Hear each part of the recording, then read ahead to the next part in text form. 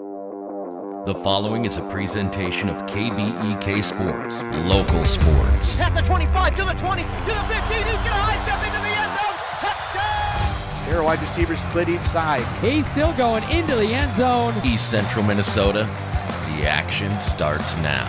To bring you the call, here's Ethan Game Day Gilman.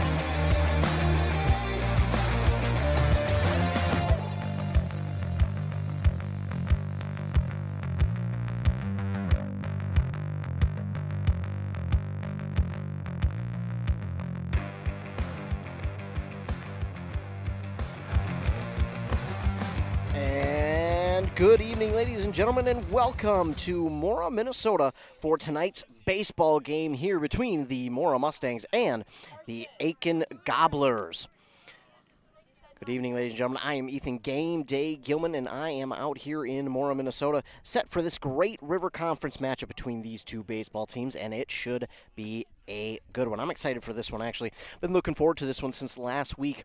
Both these teams off to a really good start. Aitkin, though, off to a better start as they are the top team in their new conference, which is the Great River Conference. If you've heard me talk or any of our other broadcasters talk, you've heard us talk maybe even at length or ad nauseum about the three new teams in the Great River Conference, one of them being the Aitkin Gobblers, the other, the Mora Mustangs, the other, and the third is the Crosby Ironton Rangers. So, yeah, two of the teams from up north in Aitkin and Crosby, and then you've got Mora. But it has been, all three of these teams have been a great addition to the conference. It has felt so good to see the competition of this conference get yet another step up in competition between the teams that we have had. But again, Mora was kind of already adopted in a way just because, well, every team in the Great River already played Mora at least once a year, so that was kind of, it just felt like the right segue for them. And it's very similar to Aitkin and Crosby because, well, both of those teams, everyone in the conference seemed to play anyway. So it just felt like it was right to bring those three teams in. And I can tell you this from all the coaches and players that I've talked to, and fans have even said, yeah, this was a great move by the people who make the decisions over there. But taking a look at today's game here between these two teams. We'll start with the visiting Aitkin Gobblers, who come into this one playing. Of course, they both play out of Section 7 AA. And Aitkin right now is the fifth-ranked team in the section. They're 7-3 overall, 3-3 in section play. They are one of the top scoring offenses in the section, scoring over and nearly 8 runs per game. And they only give up 3 runs per game as well. Now, that would be good enough for fourth best defense because Duluth Marshall is giving up less than a run per game. Esco, only 1 run per game. Proctor, 2.5 runs per game. They are above Rush City, though, who gives up almost 4 runs per game. So Aitkin is the fourth best defense in the section. But I tell you right now, the way that this team has put together their last few weeks of play has been nothing short of dominant. They have been a lot of fun, I'm sure, for Gobbler fans to watch, and I'm excited to see this team. This will be the first time I'm able to see this team this year, but I've been really excited to be able to watch this team because I've looked at the scores of the teams that they've played and some of the local teams that they've played, and I've just seen the dominance that they have had, and I am so excited to watch this one. Of course, they did beat Rush City, who is above them in fourth in the section standings, 15-7 to start the season, but then they lost to Mora, interestingly enough, up in Aitkin, 8-3. So Mora was actually able to get a win on the road over these guys on their field, I should say. So pretty interesting for Aitkin. They got a little bit of revenge on the mind here this evening, but what a great night, too. We're going to have this game played under the lights. Well, maybe. At some point we'll have the lights turn on, but this should be a good one. But after that 1-1 start, then they went and won 3 in a row, beat Bram and Crosby Ironton. They shut them both out, actually, and those were both on the road. Then they came back home to beat Pine City 15-1 before they would lose 2 in a row to the top-seeded Duluth Marshall 7-0, and then they would lose to Moose Lake Willow River by 1, 4-3. Now, looking at that Moose Lake Willow River team, they are in the section, and they are what would be the 7th-ranked team behind Mora. Moose Lake Willow River is 4-3 on the season and 8-4 overall. Just kind of give you a glimpse at who they lost to. Again, they did lose to the number 1 team in the section in Duluth Marshall. Again, Duluth Marshall is the number 2 team in the entire state of Minnesota for baseball. the number 1 team in the entire state of Minnesota for baseball is Fairmont, who is 10-1.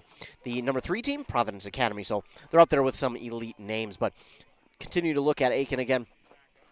Good start to the season after that loss to Moose Lake Willow River, though. They were, only 4-3, but then they have won 3 straight since beating Ogilvie. And Ogilvie was one of the teams at the top of the conference going into that game. So that was a very important game for Aitkin.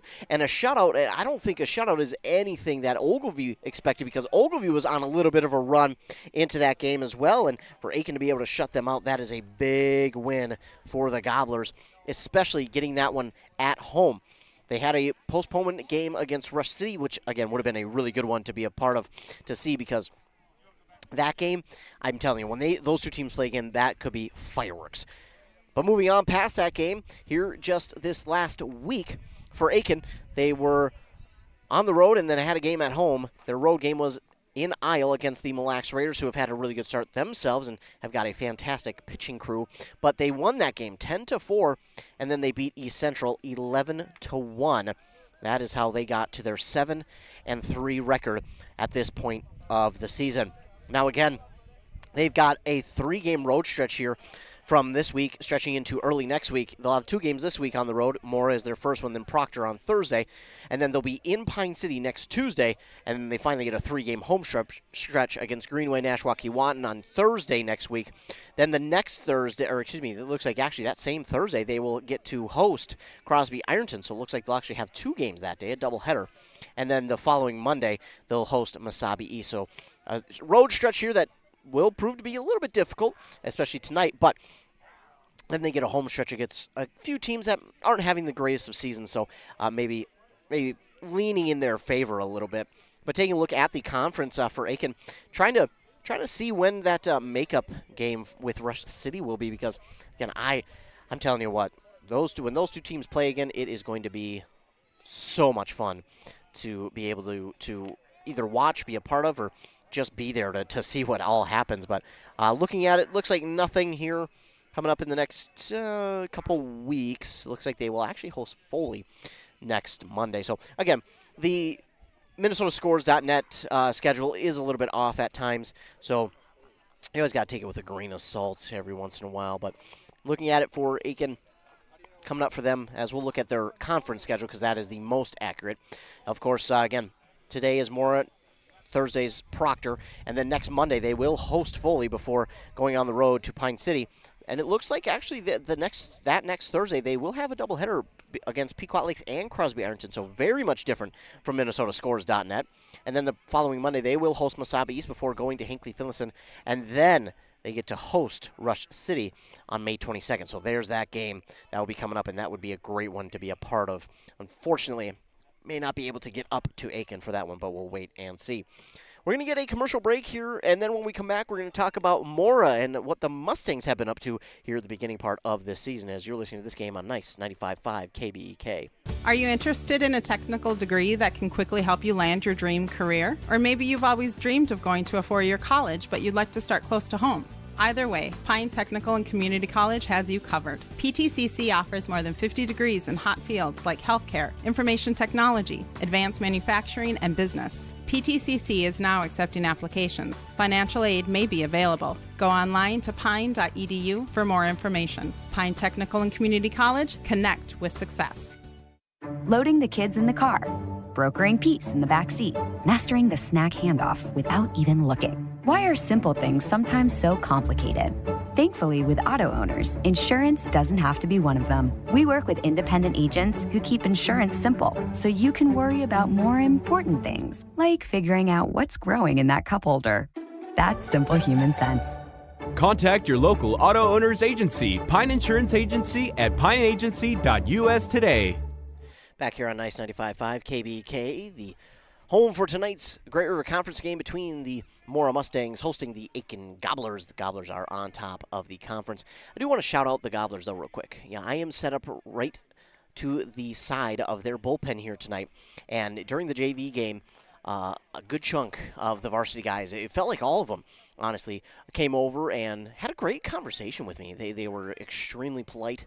They had some really good questions for me. about the broadcast itself and just taking interest in who I am and what I'm doing, and it was really nice to have that conversation with those young men. So to those guys who stopped over and had a chat with me for 20 minutes, half hour almost, I appreciate that. You guys were awesome to talk with and be around for that amount of time that we got to talk and chat for a little bit. So I appreciate that, guys. It was really nice. Did get to talk with some of the hockey players from that Northern Lakes team. We got a couple of them on this Gobbler squad that were part of that Northern Lakes state hockey team this year, and they got to actually broadcast a game. Did a couple of them, and they actually got to go and do some stuff at their local radio station. So getting involved up there in their local radio station is always cool when they can take at least somewhat of an interest. Even if they don't go into the radio field, still cool that they're at least taking an interest in radio. So pretty cool, yeah. But again, just shout out to the Aitkin Gobblers team for stopping on over and having a conversation. I could go through the entire list of names that came over and talked to me because I had to make sure I had all the names right. They were pretty impressed with me getting most of the names right. I think I had 2 that maybe I didn't pronounce correctly, but other than that, I had most of them. So I was pretty proud of myself, not going to lie, but they were also impressed. So isn't that all you need, just for the players to be impressed? Isn't that what you need? Just because if the players are impressed, well, you're doing something right. So, yeah, it was a great opportunity to talk with them. They were, again, super respectful young men. All of them are being raised extremely well, and you can just tell the way that they carry themselves and the conversation that I had with them. Great to talk with them. But moving on from that, we're going to talk a little bit about Mora and how their season has been up to this point. Looking at Mora here this year, they are the 6th ranked team out of Section 7 AA. They are 6-4 overall, 5-3 in the section. They score 7 runs per game while giving up 5. That's how it goes. I can do math. While giving up 5 runs per game. So there is a 2-run difference there, but they'd like to increase that. For Mora, it started off with 2 wins against Moose Lake Willow River and Aitkin. It was a close win against Moose Lake Willow River, 3-2, and then a 5-run win over Aitkin on the road. So to win is one thing. To win on the road, not easy. But then they would follow that up with 3 straight losses, a close 1-run loss to Rush City, then a 6-run loss to Crosby, and they were shut out by Esco 11-0 in a 5-inning final. Then they would go on their 4-game win streak where they beat East Central 7-6, beat Pine City in a doubleheader 15-5 and 15-2, beat Hinckley Finlayson 10-1, and then fell in one, which was kind of a surprise. They fell to Bram last Friday, 9-7. Now, that's not taking anything away from Bram, but looking at Bram themselves, they just haven't had the season they would have liked to at this point. They're 4-7. They were 3-7 going into that game, and they had lost to some opponents that Mora will or has played.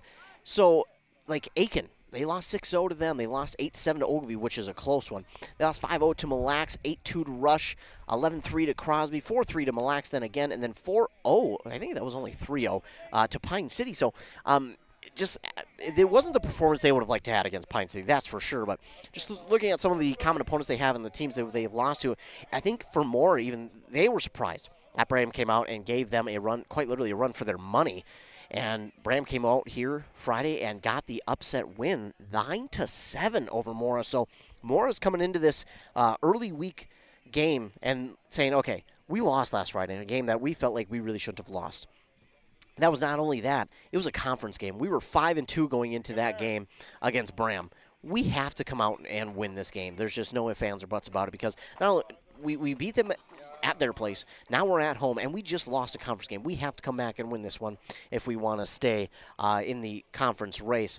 But for Mora, again, it's been pretty impressive.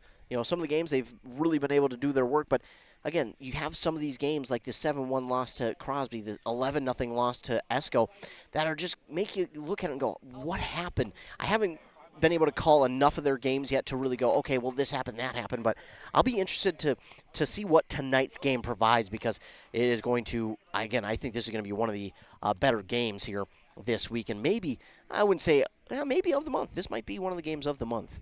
So that Rush City Aitkin game also should be one of the games of the month as well. That's just for baseball. softball, man, we got a ton of good games in softball too. But looking at the conference standings, it is Aitkin on top at 7-1, followed by Rush City at 6-1, and Ogilvie also at 6-1. Ogilvie's 8-3 on the season, by the way. Then you got Mora at 5-3, as is Mille Lacs. 4-3 is Crosby Ironton. 3-7 is Bram. 1-6 are both East Central, and then Pine City's 1-7. 0-6 though is Hinckley Finlayson. I want to tap into this Ogilvie team real quick, who is 6-1 in conference play, but also 8-3 in overall play.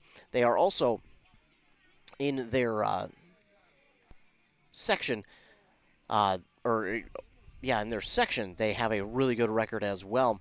As we will go, and the computer decides to go nearly kaput on me, but they're 5-1 in their section as well, which is 5A Southeast. Now you can imagine the northeast part. Well, that's teams north of us, so not too complicated to figure out there. But for Ogilvie, man, their 3 losses have come against some really good teams: Uppsala, Swanville, Aitkin, and Walker Hackensack Higley. Those are pretty darn good teams, but they've also beat teams like St. John's Prep, Baram, Mille Lacs by 1. They beat East Central in 2 games, and then they beat McGregor. So this Ogilvie team might be one they might be one of the sleeper teams in this conference that you got to keep an eye out for. Everyone knows Rush now, Aitkin and Mora, as well as Mille Lacs, but you got to keep an eye on Ogilvie. They're going to be there at the end of the season to try and put their name in the hat. Is how you say it. I'm all over the place tonight. Put their name in the hat though for that conference championship.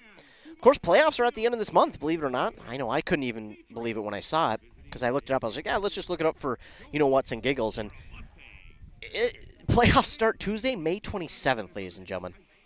Just about, 3 weeks exactly today. That's 21 days away from today. 3 weeks from today. We're going to be calling playoff baseball, if you can believe it or not. I know it's crazy to think about, but yes, playoff baseball is exactly 3 weeks from today. So we're cutting the season short, and I think why it seems so short is because we actually got to start somewhat on time this year.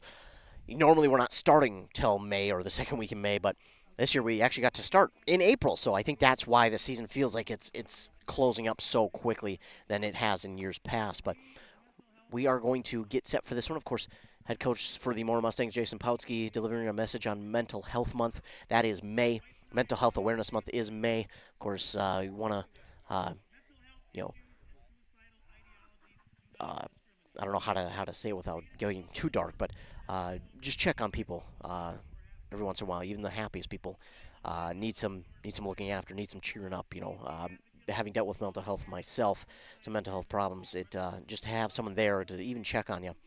As I say at the end of games, be kind to everyone. You never know what someone is going through, because you truly don't. You just never know. The happiest of people could be going through the worst things in life. So, we don't need to just have a month to be aware of it, but to have this month of May to be more aware of mental health, I think is extremely important, especially with people who have lost loved ones to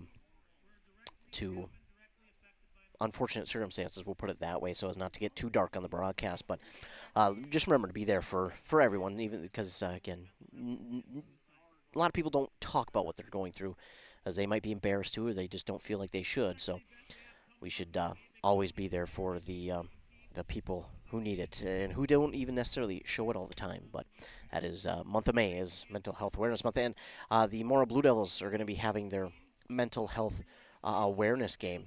That is coming up here, I believe, this weekend, actually, against the Sartell Stony Ponies.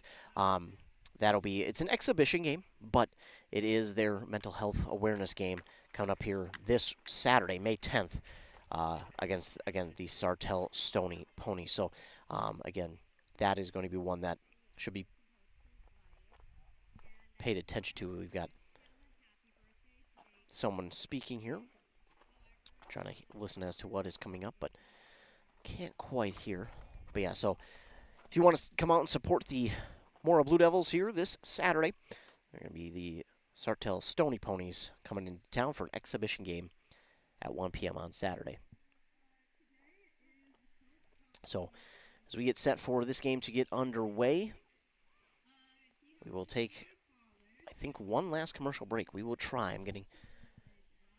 We're getting closer to that national anthem, so trying to stall. just ever so slightly before we get to our final commercial before the national anthem.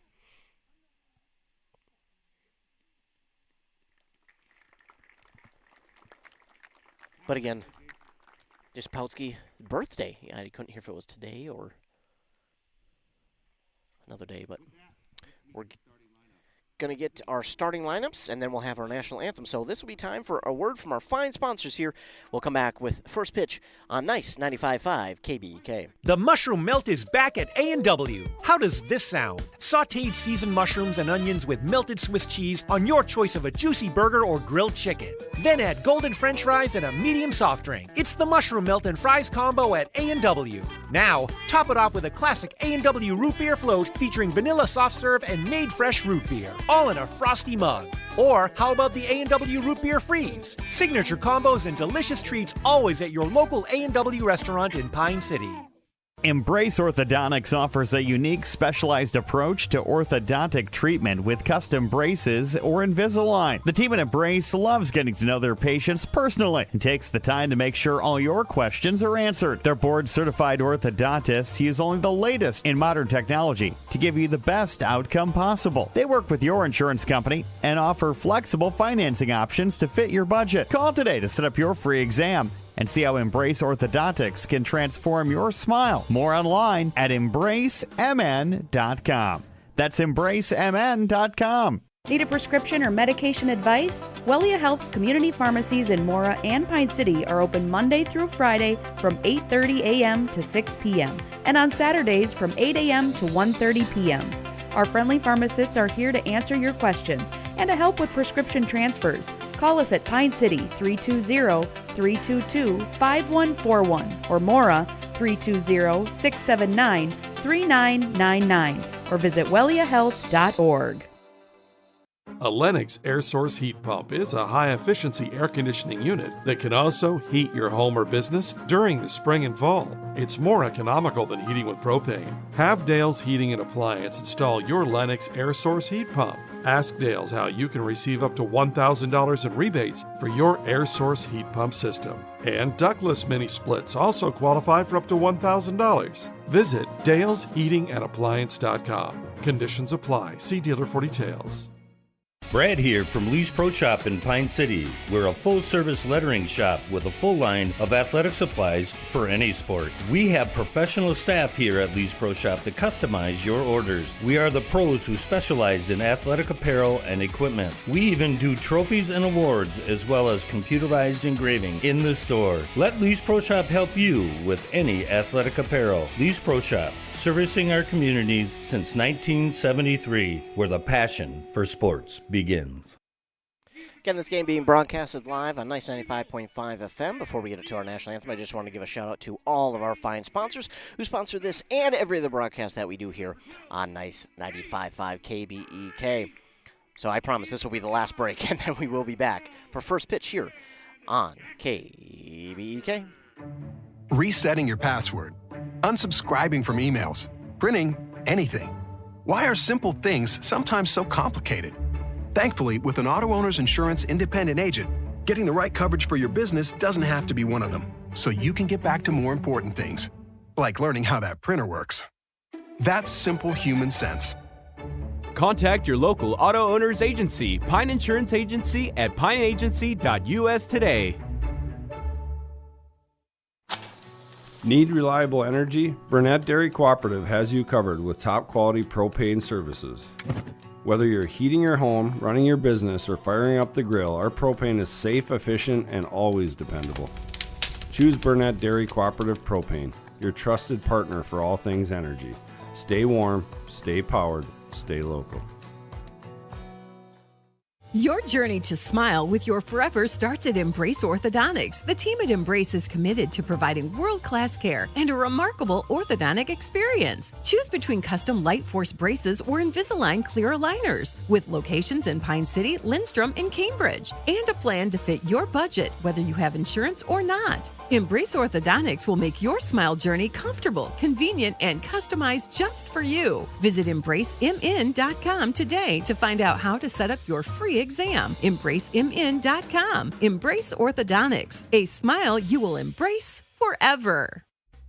Dale's Heating and Appliance, your local heating and appliance expert, is committed to making your family's comfort their top priority. And now you can add water softeners to their list of expertise. Dale's now offers water softener sales or rentals along with installation, service, and salt delivery. So if your home needs quality water, make the call to your already trusted experts at Dale's, or just visit dalesheatingandappliance.com. dalesheatingandappliance.com. Minnesota Twins baseball. Twins 2, Blue Jays nothing, ninth inning. The 0-2 to Varsho. He struck him out! Twins win! Twins Every win! hit, home run, or strikeout on the boat, on the lawnmower, or at work, all the action is right here. This is Royce Lewis. This is Ryan Jeffers. Hey, Twins fans, this is Rocco Baldelli. You can catch Twins baseball all season long right here. The Twins! On Cool Country 100.9 WCMP. Arrowhead Transit, your community, your ride. Arrowhead Transit is proud to support this station and bring you reliable public transportation in your community. Whether you need to get to work, school, or the doctor's office, our friendly drivers and comfortable buses are here to serve you. We're committed to connecting communities and making transportation accessible for everyone. Arrowhead Transit is your community partner in getting around. Arrowhead Transit is a supporting sponsor of the station and is dedicated to supporting our local communities. Back here on Nice 95.5 KBEK as we're getting ready for first pitch here on this station between the Mora Mustangs and the Aitkin Gobblers. This Great River Conference matchup. Mustangs did get the win over this Aitkin team earlier in the season. It was the second game for Mora of the season. They beat them 8-3 on the road. So Mora looking to take 2 of 2 here this year, but Aitkin is looking for a big win on the road to stay at the top of the conference standings at 8-1 if they were to win. Mora is just trying to keep pace in the conference right now. They are currently in that 4th spot at 5-3, so a win would do wonders, but a win would also push Rush City and Ogilvie to the top of the conference in a tie for the lead. So a win here for Mora would actually do a lot in helping them, but for Aitkin, a win would keep them on top, and that is what they're hoping for here this evening. Getting ready and looking at our defense for the Mora Mustangs. On the mound today for the Mustangs is going to be number 31, Owen Lind. And catching for him is going to be number 2, Charlie Kritzek. Then over at first for the Mustangs is number 7, Ronan Maurer. Over at second, it is number 30, Caden Bruley. And at third, it's Carson McAdams. Then at short, it is number 1, Carter Gamal. In the outfield, in left, it's number 9, Stratton Nelson. In center, it will be number 12, Gage Brady. And then in right, it's number 25, Cole Jensen. Leading off for the Aitkin Gobblers here at the top of the first is going to be number 21, Nolan Dotzler.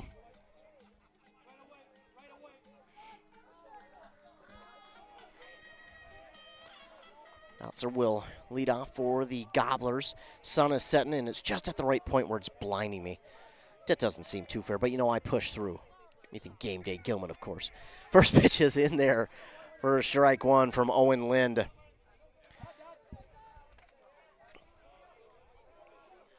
So 0-1 now for Dotzler. Here's the pitch high for ball 2 to Mr. Nolan Dotzler for the Aitkin Gobblers. Gobblers wearing their red jerseys, the white letters and numbers outlined in that black.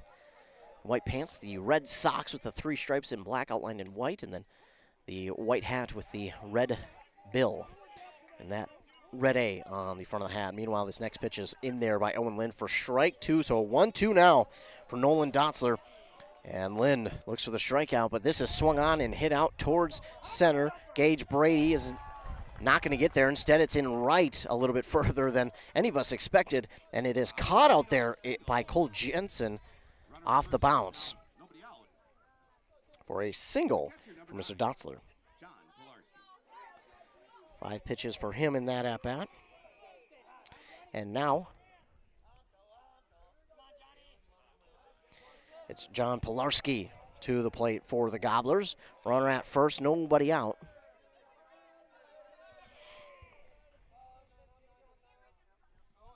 This one is swung on and fouled out of play over the Mustang dugout. 0-1 now for Pilarski. Leadoff man at first. Lind readies. He'll check the runner at first. The throw is not in time, and Dotzler is back safely.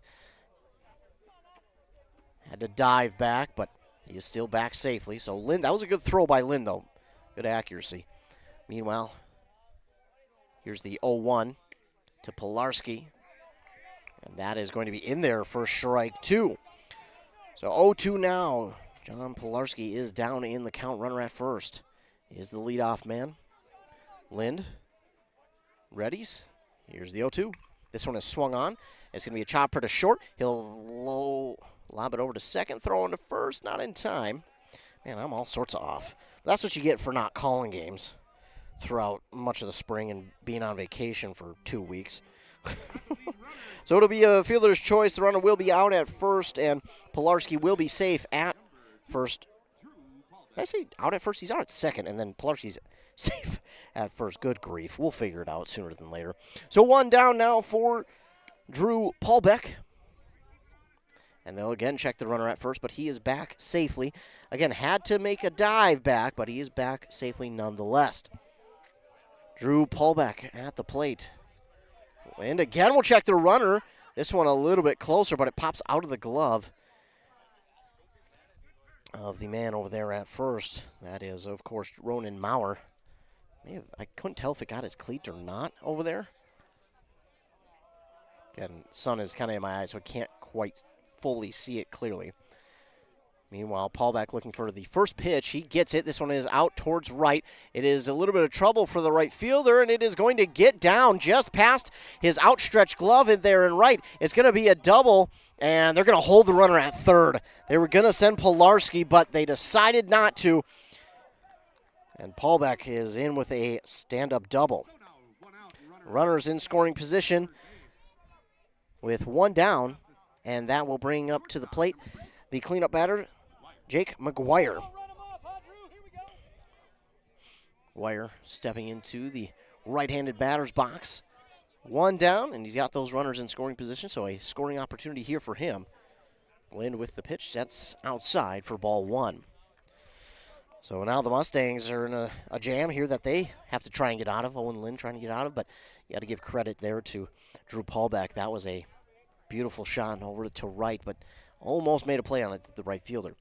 Here's the 1-0, and that is in there for strike one to Jake McGuire. A 1-1 count now for him.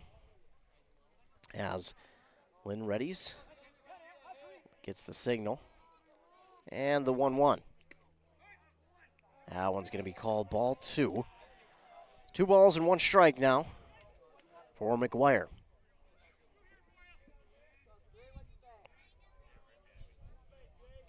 Lind readying with gets the call.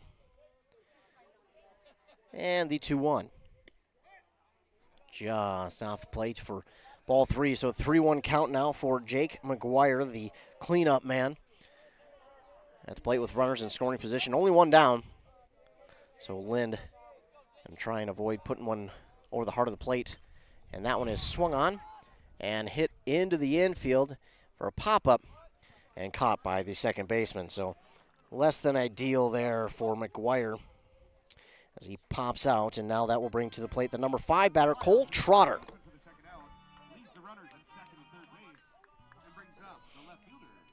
So Trotter, he will step into the right-handed batter's box, and now 2 down, runner still in scoring position for the Gobblers.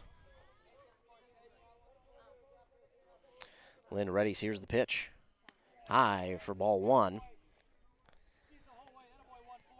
You've got Pilarski and Paulbeck at second and third base. They are itching to get a chance to get home. Owen Lind readying with the 1-0 to Trotter. That is swung on and hit out towards right center. The right fielder is not going to get it. It's actually going to get over his glove. It will be an RBI, a 2-run. Is it going to be 3? He's down and he is safe. A 2-run triple for Cole Trotter.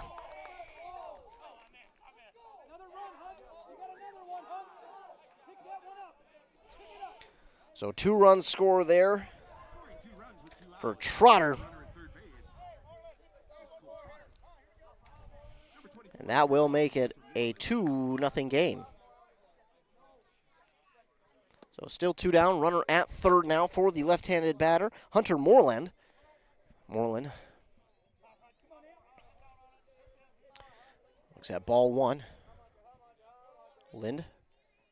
That one is swung on and hit towards straightaway center, but it's going to get down for a base hit. It's an RBI single for the man who I'm told they call Chris Griffin. Affectionately call Chris Griffin, I should mention.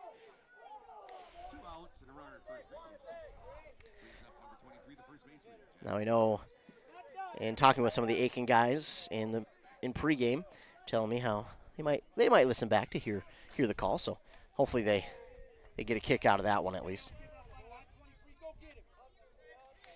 But the RBI single there from Hunter Moreland now brings to the plate Jack Setzer. And they're going to check the runner at first, but Moreland is back in plenty of time. It's a 1-0 count here for Setzer. Owen Lind with the pitch. 1-0 is in there for strike 1. I got to take a second before I call ball strike because the ump's arm that he would use to call strike is on the complete opposite side from where I can see. And with this pitch, the 1-1 is foul back. Setzer on the check swing. It does wind up hitting his his bat, and being fouled back into the backstop. So it's going to be a 1-2 count now for Jack Setzer, trying to continue this 2-out rally. Here's the pitch from Lind. Checked his swing, did not go around. It's high for ball 2. 2 balls, 2 strikes, 2 outs, runner at first. 3-0, Aitkin leads.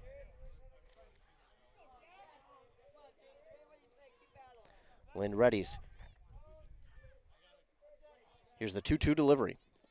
Low in the dirt, he did swing, and because it's in the dirt, it will be a tag applied. I think Setzer was saying, am I not out because of the man on first? And I think he's correct on that. I think because of the man on first, even if it's in the dirt, it doesn't matter. It'd be out number 3. But the Gobblers do some damage. 4 hits, 3 runs. And no errors there for Mora. So that will send out the Gobblers to defense, and they'll get ready to try and hold the Mustangs off, but the Mustangs looking to try and get back and score some of their own runs here in the first inning.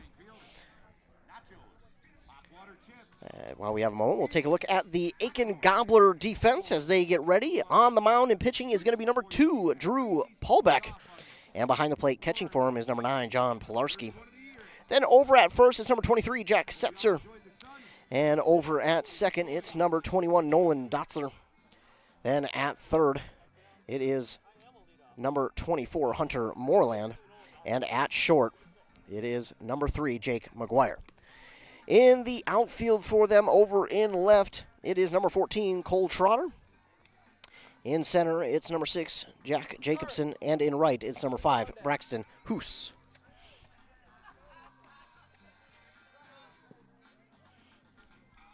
That is the defense for the Gobblers here today. Leading off for the Mora Mustangs will be the shortstop, number 1, Carter Gamal. The captain, senior captain. Played football, wrestled even, and now playing baseball. A lot of these guys are 3-sport athletes. I'm sure if most of them are. Again, if you didn't catch pregame, a little early to mention it, but talked about how Aitkin, I'm just to the left of their dugout, and their varsity baseball players, what seemed like the entire varsity team was over and had a nice conversation with them. They were really, had some really good questions for me and got to conversate with some of them. It was really nice to have that conversation with them. Meanwhile, it's 1 pitch and 1 out for the Cobblers. As Gamal swings and hits one softly to the first baseman. So that is out number 1. Now to the plate is number 2, Charlie Kritzek. Of course, he is the catcher, so not only is he number 2, he's in the number 2 position. Meanwhile, here's the pitch from Paul Beck. That's going to be low for ball 1 to Mr. Kritzek. Paul Beck. Here's the windup and the pitch. That one is going to be just low for ball 2. I like that pitch, though. It's probably one that he'll go back to and try and use for maybe a strikeout pitch. Meanwhile, here's the 2-0. That's going to be high for ball 3. 3-0, and he'll take a step off the mound, just try and collect himself. Then he'll step back on, and he's ready. Paul Beck with the 3-0 pitch on the way. That's going to be high. And it is ball 4. It's a 4-pitch walk, and Kritzek sees that ball rolls all the way to the backstop, and then he decides, hey, I'm going to pick up my jog a little bit and at least give the catcher the look that I'm going to maybe run. But a 4-pitch walk for Kritzek, and now to the plate is Owen Lind. A pitcher versus pitcher battle here. Last time, Paul Beck at the plate doubled. So now Lind trying to do something similar here with this at-bat. First pitch to him is low for ball 1.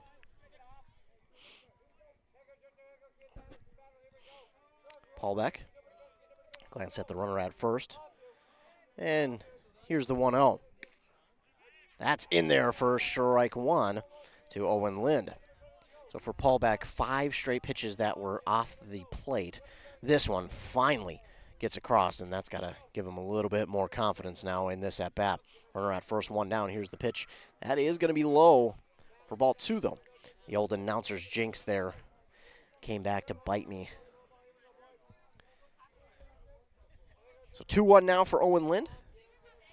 Paul Beck. Ready? Here's the pitch. That one just high again, and it's now a 3-1 count for Owen Lind. Paul Beck. Readies. Here's the pitch. That's going to be low for ball 4, so a 5-pitch walk here for Lind. We'll put runners at first and second. And now coming to the plate is the cleanup man, number 8, Carson McAdams.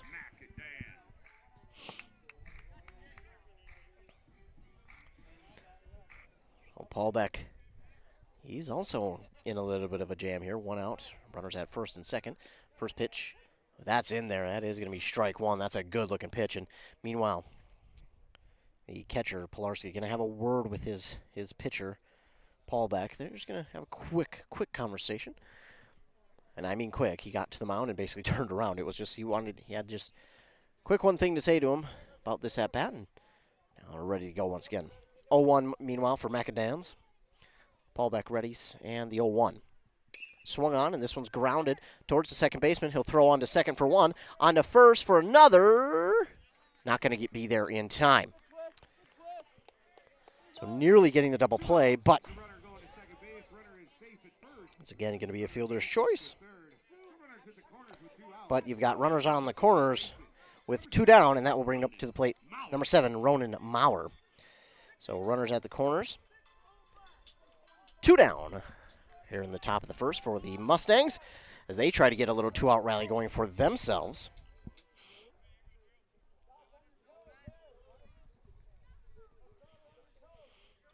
Paul Beck with the pitch. Checked his swing, did Maurer, but didn't even go around. Barely lifted it off his shoulder, meanwhile. So it'll be a 1-0 now for Maurer. Maurer's been a really smart batter. Swing and a miss, though, on that one. And Paul Beck comes back with one that he needed. Now a 1-1 count here for Ronan Maurer. He gets the call from the coach, Jason Pautsky. Paul Beck readies, delivers the 1-1. Swung on and missed by Maurer. They're going to throw down to second, and they're going to get him.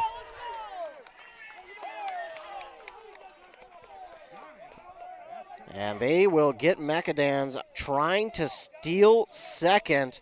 The throw down from the catcher easily in time, and they apply the tag for out number 3. So the Mustangs trying to open up a base are going to get caught stealing, and that is going to do it for inning number 1. Well, that's going to do it. 3-0 is the score. Aitkin on top of the Mustangs here as we move to the top of the second inning when we return from a word from our fine sponsors here on Nice 95.5 KBEK. At Burnett Dairy Cooperative, we're more than just your local dairy. We're also a trusted propane provider serving homes, farms, and businesses across northwestern Wisconsin and east central Minnesota. Whether you need a tank installed or reliable delivery, we're here for you 365 days a year with flexible options that fit your needs. As a farmer-owned cooperative, we're committed to supporting our community because your home and farm deserve the best. Call 715-689-1032 to learn more. Burnett Dairy Propane, serving you with pride every day of the year. Are you ready to get back to doing what you love? Whether it's recovering from an injury or preventing one, Wellia Health Sports Medicine Team is here to help. From kids to adults, we specialize in treating sports injuries, including concussions. We're here to get you back to peak performance. Call us today at 320-679-1313 or schedule an appointment through MyChart. Visit welliahealth.org. Getting ready for the top of the second inning here in Mora. And getting ready to lead off here for the Aitkin Gobblers. Now, I was told by the players themselves that this is Brandon Kunz. If that's wrong, you don't have to blame me. I'm just saying. Now, they told me it is Kunz, not Coons. Looks like Coons, but I was told specifically by multiple players from the Aitkin Gobblers, it is Brandon Kunz is the DH. Now, again, if that is wrong, you don't get to blame me. But he is at the plate. He's DHing for the center fielder, Jack Jacobson. Meanwhile, he'll now deal with an 0-2 count. Owen Lind firing 2 strikes in there right away in this at-bat. And now ahead 0-2, trying to find that strikeout pitch. Here's the delivery. Swung on and hit. That is going to go foul. So 0-2, count will remain, but he's got another chance at it. Lind with the pitch. Swing and a miss, and that'll be the first out, the strikeout, and that is, believe it or not, the second on the day for Mr. Owen Lind. Now that brings to the plate number 5, Braxton Hoos. Again, looks like Hughes, but I was told specifically by the Aitkin players themselves, it's Hoos. Hoos. So again, if it's wrong, you don't get to blame me. This one is swung on and fouled. Got a piece of it and fouled it off. Did Hoos. Hoos, the right fielder today for the Gobblers. Here's the 0-1 from Lind. I don't know if he got a piece of that, if that bounced, but it went backwards, so I'm guessing he got a piece of it. It will be 0-2 now for Hoos. 1 down, nobody on for the Gobblers. Lind readies. Here's the windup and the 0-2 pitch. Just high for ball number 1. I like the try there by Charlie Kritzek to try and frame that one for a strike, but I went just a little too high. Now it's a 1-ball, 2-strike count, and Lind with the pitch. That's outside, and that will even up the count now for Hoos at 2 balls and 2 strikes. 1 down for the Gobblers. And Lind with the delivery. This one is swung on and popped up towards right. Right fielder's under it, and oh, he missed it! I don't know if he overran it or just completely misjudged where that one was going, but he missed it. Plain and simple. So it will be 2 there on the error out and right. So the error will allow him to reach, but whatever it is, it doesn't matter because they still got a runner on.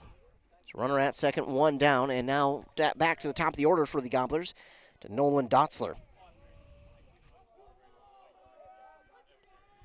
First pitch to him is swung on, weakly hit towards the pitcher. He'll throw it on to first for the out, but the runner is not going to advance.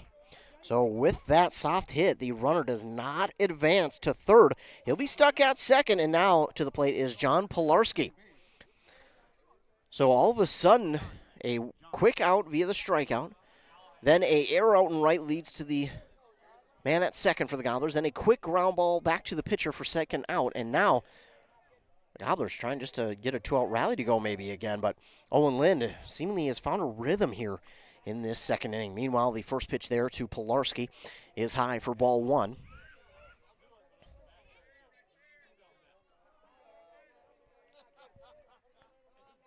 Lind with the 1-0. And ducking underneath that one is Pilarski. With count 2-0. Lind keeping a close eye on that runner at second.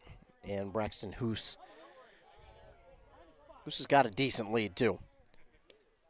That's in there for strike one to Pilarski. Not sure if he wasn't too pleased with that call, but it is strike one nonetheless. 2 balls, 1 strike now. 2 down, runner at second here in the top of the second inning. Lind. The second glance at the runner at second. Gets this one by Pilarski for strike 2. 2 balls, 2 strikes, 2 outs. Top of the second, runner at second for the Gobblers. They lead 3-0. Lind waiting for the signal.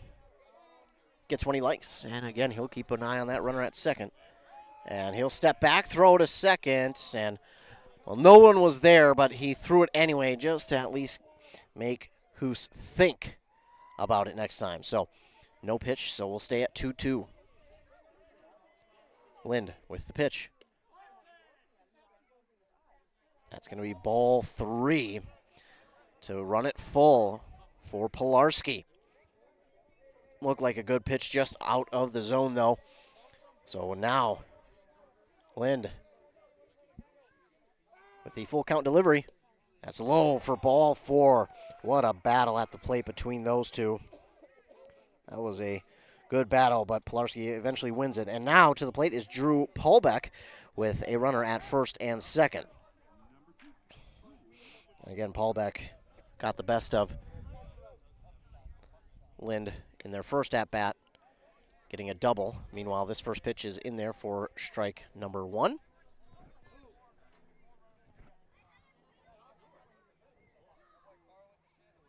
They're going to get a courtesy runner for the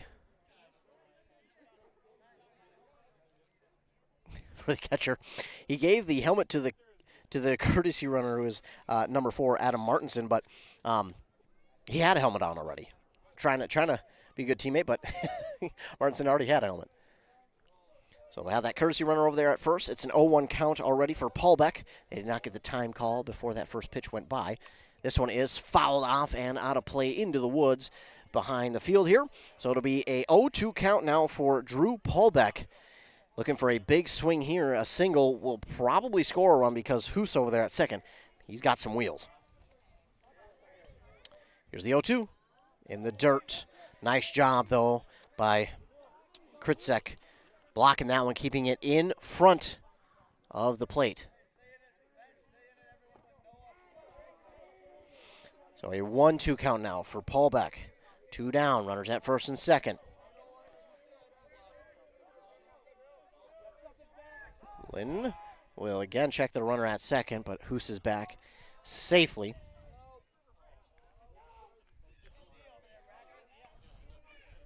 Yeah, Hoos, I don't blame him for keeping an eye on him. He's a threat there at second.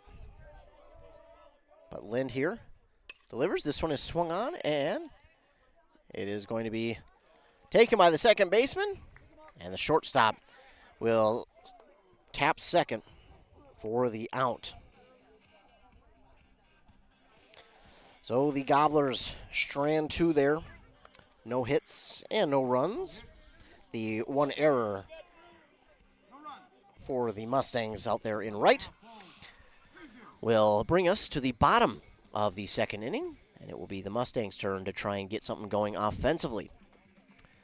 So it's a 3-0 lead for the Gobblers here. Again, this is a Great River Conference matchup. A win by the Gobblers keeps them in first. Not by a large margin, but it keeps them in first by enough. But a win here for the Mustangs would not only take the Gobblers out of first, it would be make it a tie at first between the Ogilvie Lions and the Rush City Tigers. But then it would be a season sweep over a regular season sweep over the Gobblers for the Mustangs. So Gobblers trying to get one back here, but the Mustangs trying to protect their home field. Light's going to be turning on here pretty soon. We're going to be playing under the lights here this evening.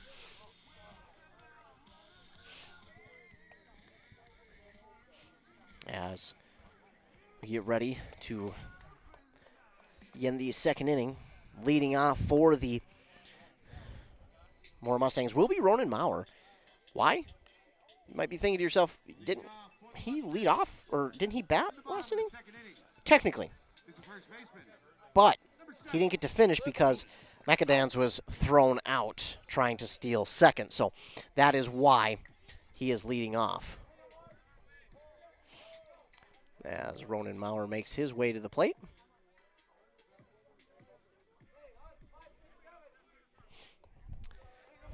Paulbeck readies. Here's the first pitch. That's going to be high for ball one.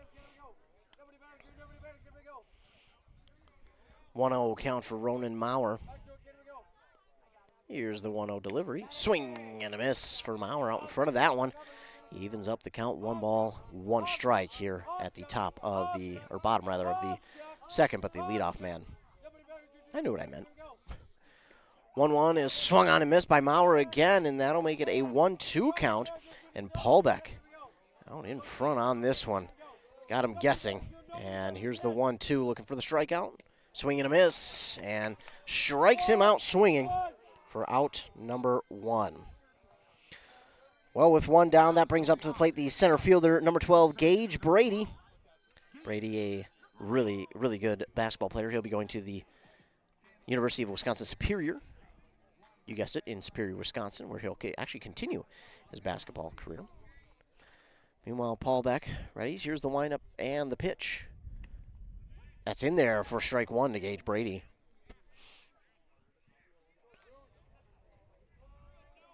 A 0-1 count for him. Paulbeck wasting no time in between pitches. Here's the 0-1. That's just off. No, it's in there. Yeah, it is 0-2. See, I couldn't quite see. The ump's at an angle to where I can't see a strike arm. Meanwhile, a high pitch that Gage Brady gives a hack at, unfortunately, and he'll swing and miss for out number 2. That's one where Coach Pautsky is going to go back and tell him, hey, got to be just a little bit smarter on those.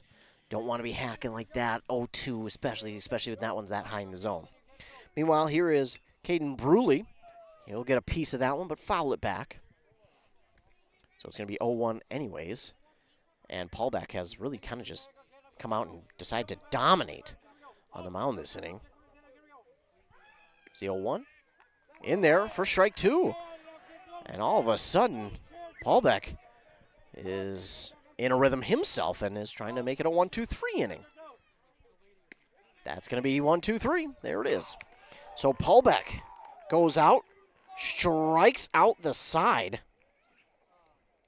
And that's it for inning number 2. So Paulbeck is showing dominance there in inning number 2.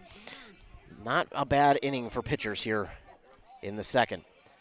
And with that, we are going to go and move on to the top of the third inning, where the Gobblers will head back to the plate. And we'll return after a word from our fine sponsors here on Nice 95.5 KBEK. Aurelius Manufacturing has been providing innovative solutions to customers since 1926. Specializing in the production of custom welded hydraulic cylinders for over 40 years, our focus is on providing value to customers through innovative problem solving, quality workmanship, and customer service. Our team works with your team to develop designs that provide the most value for your application. We leverage technology and craftsmanship, turning designs into finished products quickly and accurately. Aurelius Manufacturing is a proud sponsor of the Brand Bombers. You gotta stop somewhere, so make a stop into the Holiday Station store in Pine City and start saving. Right now, get Red Bull 8.4 ounces, 3 for $6.50. Pringles are 2 for $5 and save $2 on 7th Avenue Pizza when you buy 2. Plus, introducing Lucky Days, Tuesdays and Thursdays. Mention to the cashier, it's your lucky day, and get free items and discounts on drinks and fuel. Whoa! Keep an eye on social media to learn more. Better get into the Freeway Holiday Station store in Pine City. Back here on Nice 95.5 KBK, Lind will face Jake McGuire here as the leadoff man. The first pitch to him is in there for strike one.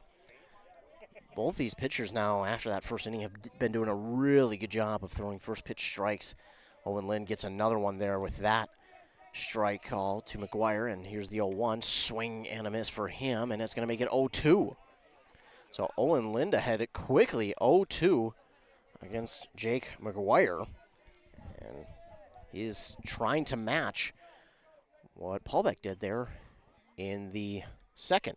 Meanwhile, this one is softly hit towards the first baseman. It is popped up and caught by Ronan Maurer for out number 1.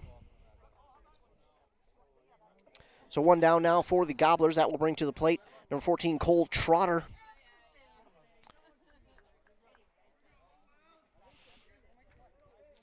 Trotter in his last at-bat hit a 2-run triple. But he looks at the first pitch go by for ball 1 just off the plate.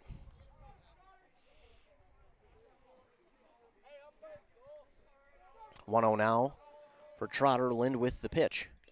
He got a piece of that one, fouls it into the catcher.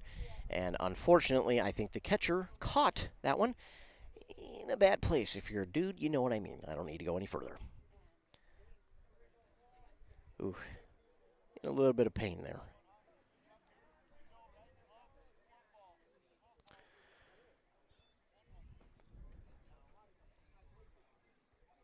So the catcher gonna corral himself after unfortunate. But it's a 1-1 for Trotter. Lind with the 1-1. That's in there for strike 2. 1 ball, 2 strikes to Cole Trotter. And Lind trying to get another out here. That one is swung on and hit right at the shortstop. Gamal with the throw to first. It is in time for out number 2.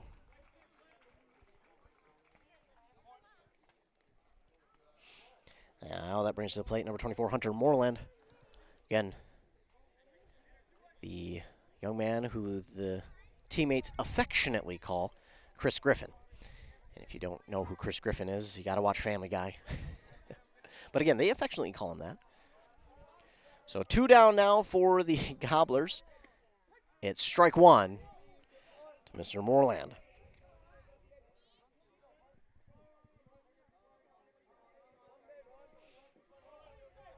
Here's the 0-1 from Lind. Swung on, and that's going to get by the pitcher and just exit the infield, splitting the shortstop and second baseman for a single. He's 2 for 2 now at a RBI single in the first, and now a single to keep the inning alive for the Gobblers. Now stepping up to the plate is Jack Setzer, struck out back in the first.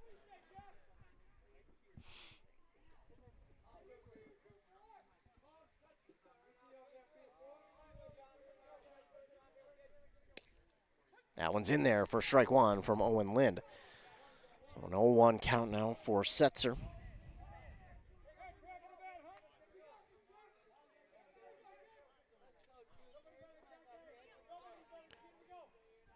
Lind readies. Here's the 0-1 pitch. Ooh, that one close, but called ball 1. It's a good pitch, but just out of the zone. So a 1-1 count now for Setzer. Lind readies, and the pitch. Fired that one in there for strike 2. 1 ball, 2 strikes now to Setzer. 2 down, runner at first. You're in the top of the 3rd inning.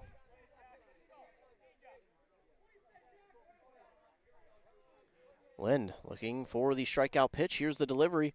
In there. lower part of the zone, but he gets him looking for strike 3 and out number 3. So that will do it for the top of the third. 1 hit and no runs for the Gobblers, no errors for the Mustangs, and we move forward to the bottom of the third inning. So the Gobblers were able to keep the inning alive just for a moment, but it was Lind who would get the final strike there to end the top of the third. Bottom of the third coming your way, and leading off for the Mustangs will be number 25, the right fielder Cole Jensen. It has not been a great night for him over there in right. Has had a couple of balls that have kind of switched directions out there on him in right, but he has come back and made a couple catches as well. So, but there's one thing that can really boost your confidence, and that is getting to the plate and getting a nice big base hit or a double. That'll really erase the memory of maybe the mental errors that you've had, or just the ball moving on you. Sometimes that ball gets in the air, it's a little bit windy, and it moves on you a little bit, and then all of a sudden it falls a certain way. Now it will be Cole Jensen.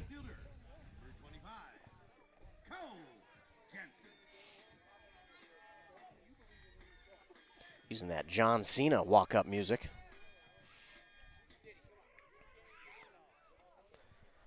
But Paul Beck on the mound, not at the mound. I mean, guess he's at the mound technically, but he's on top of it, so he's on it. First pitch, though, to Jensen is high for ball 1. Paul Beck. That one's going to be skipping by the catcher, and it's ball 2. 2-0. Now for Jensen. You know, Paul Beck is a pretty hard-throwing pitcher. And here's the 2-0. It is going to be ball 3. Ooh, that just out of the zone. But he comes back and says, okay, all right, that was enough. Here's a strike. So 3-1 now for Jensen. And Paul Beck with the 3-1. Swing and a miss by Jensen, and all of a sudden, the count is full now for Jensen. Good job by Paul Beck to battle back here in this one. Now he's looking for the strikeout pitch. 3-2 on the way. That's going to be high. And Jensen will win the battle at the plate and will walk as the leadoff man. So runner at first, and now the number 9 hole batter, number 9 himself, Stratton Nelson. Nelson playing out in left here this evening. As the Mustangs try and get some bats on balls here and try and cut into this 3-0 lead that the Gobblers have had since inning number 1. Bunt attempt shown by Nelson, but he pulls back as this ball is ball 1, and then the catcher did a great job getting out of his stance. Pilarski faked the throw down to first, but runner was not leaning far enough for him to try and make a play. So 1-0 now for Nelson. Showing bunt. Pulls back again as this one is high for ball 2.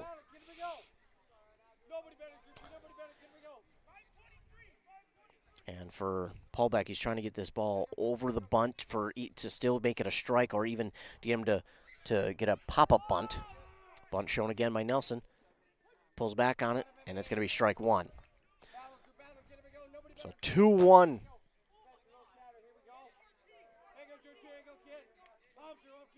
For Nelson. Paul Beck with the pitch. Pulls back on the bunt, does Nelson, and that moves the count. 3 balls and 1 strike.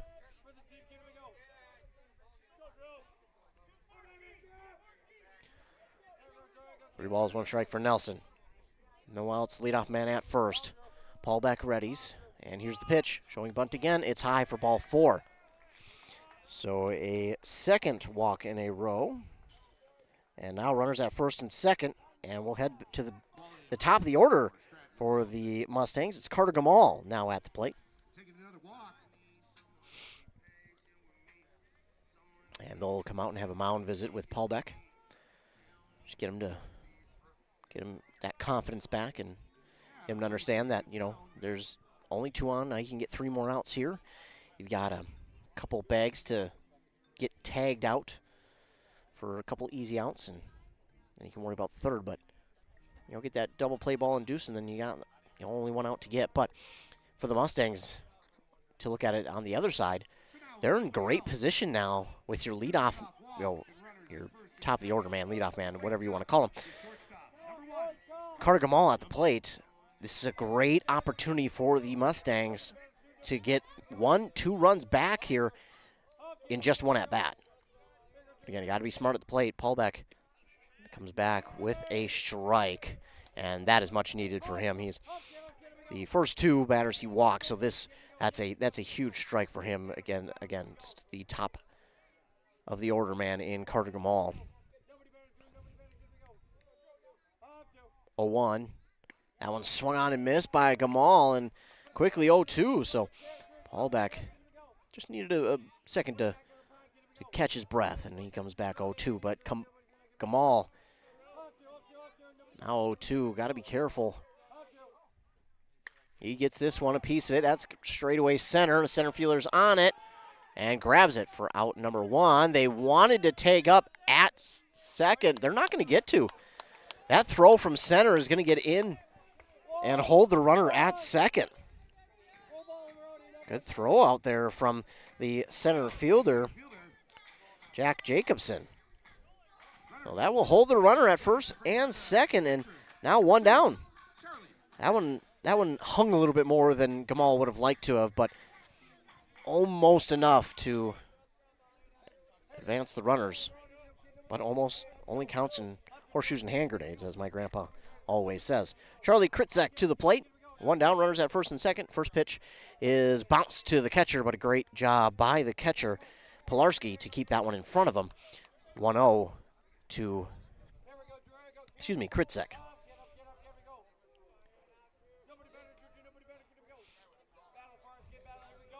Paul Beck with the pitch. Ooh, just low. Good pitch again. Again, he'll have to come back to that one, maybe for a strikeout pitch, because that starts in the zone, and at the very last moment, that dips just underneath, and that's a good strikeout pitch if he wants it, but it's 2-0 now for Kritzek. Here's the pitch. 2-0 turns into 3-0 with 1 down.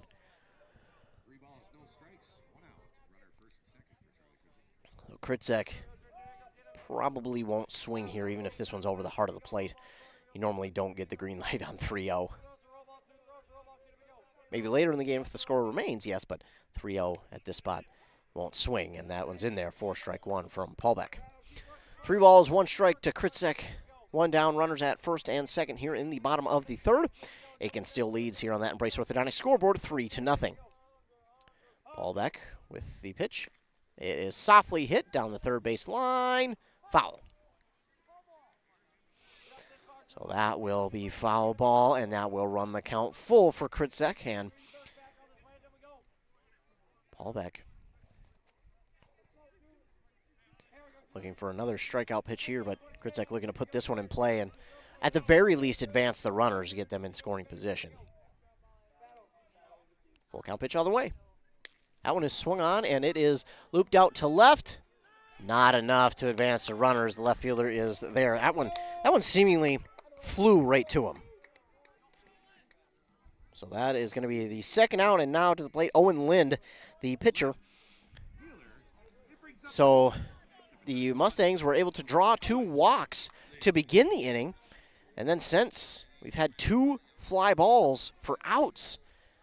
So Paul Beck, he hasn't induced the ground ball, but he's induced those fly balls that are easily catchable for the outfielders, and coming back doing a good job. This one to Owen Lind is in there for strike 1. Lind here, I think you need to be a little bit aggressive here. Not too much. Still early in this game, but want to be a little bit aggressive here just to try and get the Gobblers to realize, hey, we can get these runners in scoring position. Because then once you put runners in scoring position, then you make the pitcher think a little bit more. And he's got to worry about it a little bit more, because then he doesn't want to give any chance to the batter for a hit, because then that for sure brings in a run. 1-1 pitch, meanwhile, to Lind. On the way, this one is swung out. Straightaway center again. He's there and grabs it for the third out. Well, 3 straight hits, 3 straight fly outs after 2 walks, and the Mustangs strand 2 after drawing 2 walks to begin the inning. That is something that the Mustangs will certainly talk about here when they get back to the dugout, that they've got to do better with runners on. As we move to the top of the 4th inning, the Gobblers still lead here in this one, 3-0 on that Embrace Orthodontic scoreboard. Back after word from our fine sponsors here on KBEK. Untangling your headphones, finding the right remote, saying goodbye to your favorite shirt that hasn't fit in 10 years. Why are simple things sometimes so complicated? Thankfully, with Auto Owners, insurance doesn't have to be one of them. Auto Owners works with independent agents who live in your community and answer when you call, so you can worry about more important things, like finding a new favorite shirt. That's simple human sense. Contact your local auto owner's agency, Pine Insurance Agency, at pineagency.us today. A&W Restaurant Pine City is still making fresh root beer, that signature item since 1919. It's still made fresh and on-site with real cane sugar and a blend of secret ingredients. It doesn't get any better than this. Their world-renowned A&W root beer is a classic treat, and they can top it off with creamy vanilla soft serve to be known as the famous A&W root beer float. Now that's smooth, tasty, and refreshing. An American iconic A&W root beer float. It never tasted so good. A&W Restaurant Pine City. Come grab your root beer float today. Back here on Nice 95.5 KBEK, we're getting ready for the top of the 4th inning here in Mora.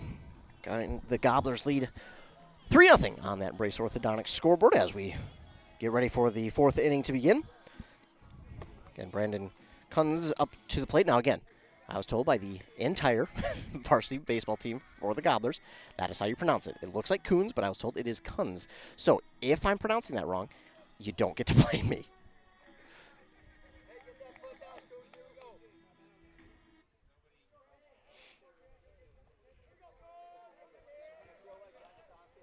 I've heard both be yelled by the dugout, so we'll see if they were getting me with a joke or not. We'll see. I know I was told by Paul Beck he's going to go back and watch. So, Mr. Paul Beck, if you're going to go back and watch this one, that's on you. If that's not his name. Meanwhile, he does hit this one, but it is lobbed and popped right to the second baseman, and he grabs it for out number 1. So 1 out, quick 1 out for the Gobblers, and now Braxton Hoos to the plate. He reached on an error back in the second, and eventually did not come around, even though he made it to second via the error. Now he'll swing right to the pitcher, Owen Lind. The throw over to first. You know, it was in time by a couple of steps, but man, you struggle at all to get that one out of your glove, and Hoos is gonna quickly be safe. Hoos has got a lot of speed as the 9-hole batter, man. He's gonna be one to watch just because of that speed. Again, not a great hit, but man, he was only 2-3 steps away from being safe. Pretty impressive. Meanwhile, the first pitch here to Nolan Dotzler is in there for strike 1 from Owen Lind. Lind making quick work of the first 2 batters. But now Dotzler looking to extend this inning with a little bit longer of an at-bat. But this one's going to get by him for strike 2. And just not pitches he has wanted to swing at, waiting for his pitch. But now he's going to have to be a little bit more aggressive and protect your 0-2 with 2 down. Nobody on. Lind with the pitch. And he gets a piece of that one, fouls it back. The count stays 0-2, and he keeps himself and the inning alive. Gobblers haven't had a inning where they've gone 1-2-3, so Dotzler looking to keep that alive, but Lind trying to get some momentum swung back in the Mustangs' favor. Here's the 0-2. Got a piece of it, but it's going to go foul. We'll hit the fence over there off first base line, and he'll do it again 0-2. Get a ball back in for Lind, and he will walk back to the mound. Lind has, these last couple innings, has gotten himself into a little bit of a rhythm. We've seen some hits, though, still, but this inning you really see that rhythm that he's been able to get into come to life. Here's the 0-2 again, and just outside for ball 1. That's a good pitch from Lind, but it's just off the plate, and it's ball 1, 1-2 now. Lind readying. Here's the windup and the pitch. And he got a piece of it there, did Dotzler. He fouls it back out of play, keeping himself alive with 2 down and nobody on. Again, Gobblers have yet to go 1-2-3 in this game. Dotzler trying to prevent that from happening. But Lind looking for the strikeout. Here's the 1-2. And this one is going to be swung on and laced out to center. And Brady is there, getting 2 hands on it for the out. 3 up, 3 down go the Gobblers. And the Mustangs will have their chance at it. Mustangs have gone 1-2-3, but that's only been once here, and they're looking to get some runs scored. They walked or drew 2 walks to begin last inning and then went 3 flyouts. So they're looking to change that around and get those runners to cross at the very least here in this inning. 3-0 is our score on that Brace Orthodontic score. We're looking around the area. Here are some of the other local scores. The game changer, Cambridge Isani, looks like they fell to St. Francis 2-0. Meanwhile, Twins in the bottom of actually end of the 6th, they lead the Orioles 5-1. That's really good news for the Twins. They needed a win. Looks like Rush City possibly beat Mille Lacs 12-3. Looks like, we got it changed now. So that one's changed. Meanwhile, Chisago Lakes North Branch going at it. That one is, looks like, delayed top of the 1st. That one must just not be updated quite yet. But over in Rush, the Tigers beat Mille Lacs 13-3 in the second game of their doubleheader. The Mustangs softball team lost to Aitkin 13-2. The Cambridge Isani softball team beat St. Francis 4-2. Bram beat East Central 13-0 in softball. The Malacca baseball team fell to St. Cloud Cathedral 9-2. And the Rush City baseball team beat the Mille Lacs Raiders in a high-scoring game. My goodness, 16-10. The Tigers win that game over the Mille Lacs Raiders in baseball. Leading off for the Mustangs here in the bottom of the 4th is Carson McAdams. Paulbeck with the pitch. Ooh, that's inside. Nearly got him, but McAdams is out of the way. Ball 1.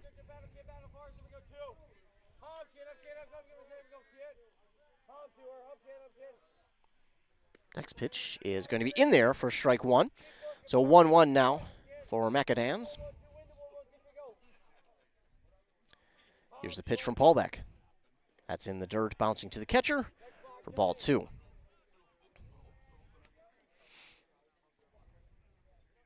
Two balls, 1 strike to McAdams, the leadoff batter in the bottom of the 4th for the Mustangs. Paulbeck with the pitch. That's a good heater coming by, but it is low for ball 3. So 3-1 now for McAdams, and Paulbeck with the pitch. It's going to be low as well. And like last inning, the Mustangs draw a leadoff walk.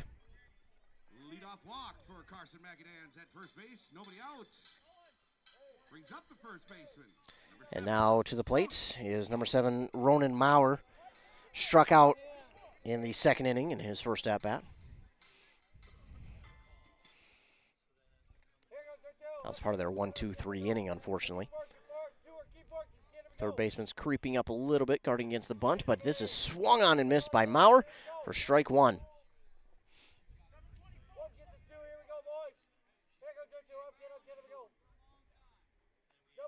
Paulbeck readying. Maurer in the left-handed batter's box. Paulbeck with the 0-1. Showing bunt, missing on the bunt. The throw down to first is not in time. McAdams is back on the dive. Pilarski trying to be aggressive there and get the out, but not in time. And it's an 0-2 count now for Ronan Maurer. Runner at first, nobody out. Here's the 0-2 pitch. It's high for ball 1. 1 ball, 2 strikes to Ronan Maurer.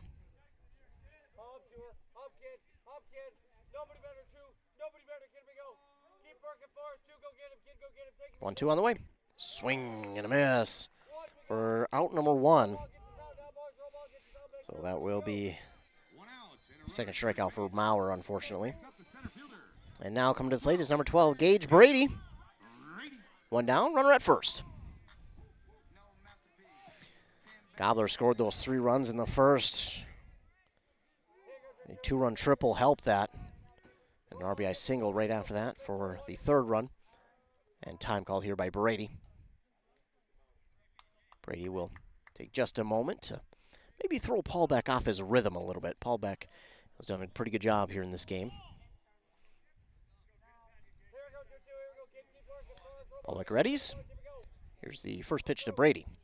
Swing and a miss. That one again at and maybe even above the letters. Swinging and missing. And that's one where, again, it comes in at or above the letters, and you're thinking, okay, maybe I can get a piece of it and get it deep enough in the outfield so no one can catch up with it. But unfortunately, he's missed on both of those attempts, and now he doesn't swing at this one as is through for strike 2. So 0-2 count for Gage Brady, trying to get the bat on the ball and get the Mustangs' first hit of the game. This one is swung on, and that is just going to pass Paul Beck's glove, and it's a base hit for Gage Brady.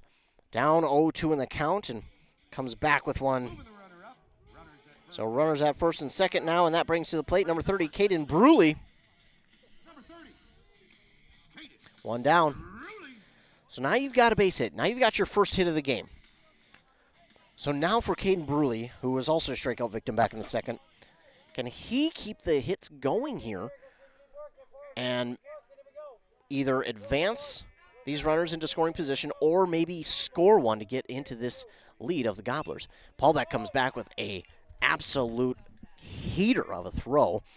Throwing hard there, but this one is swung on and fouled out of play by Bruley.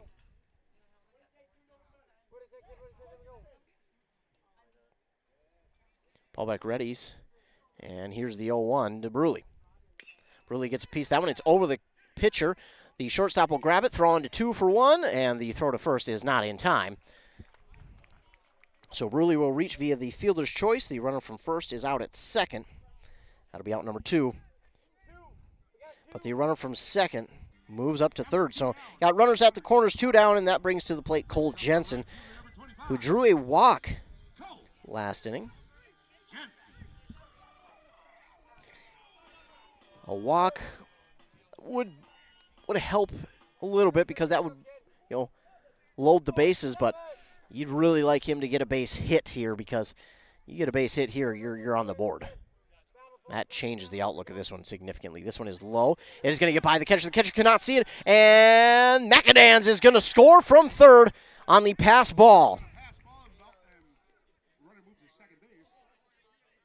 So a pass ball is going to allow McAdams to score, and now the Mustangs are on the board here in the fourth with 2 down and a runner now at second. So the runner from first moved to second, and Cole Jensen now brings a different approach to this at-bat.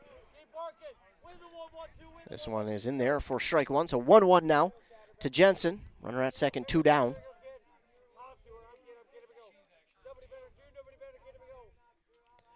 Paul Beck with the pitch.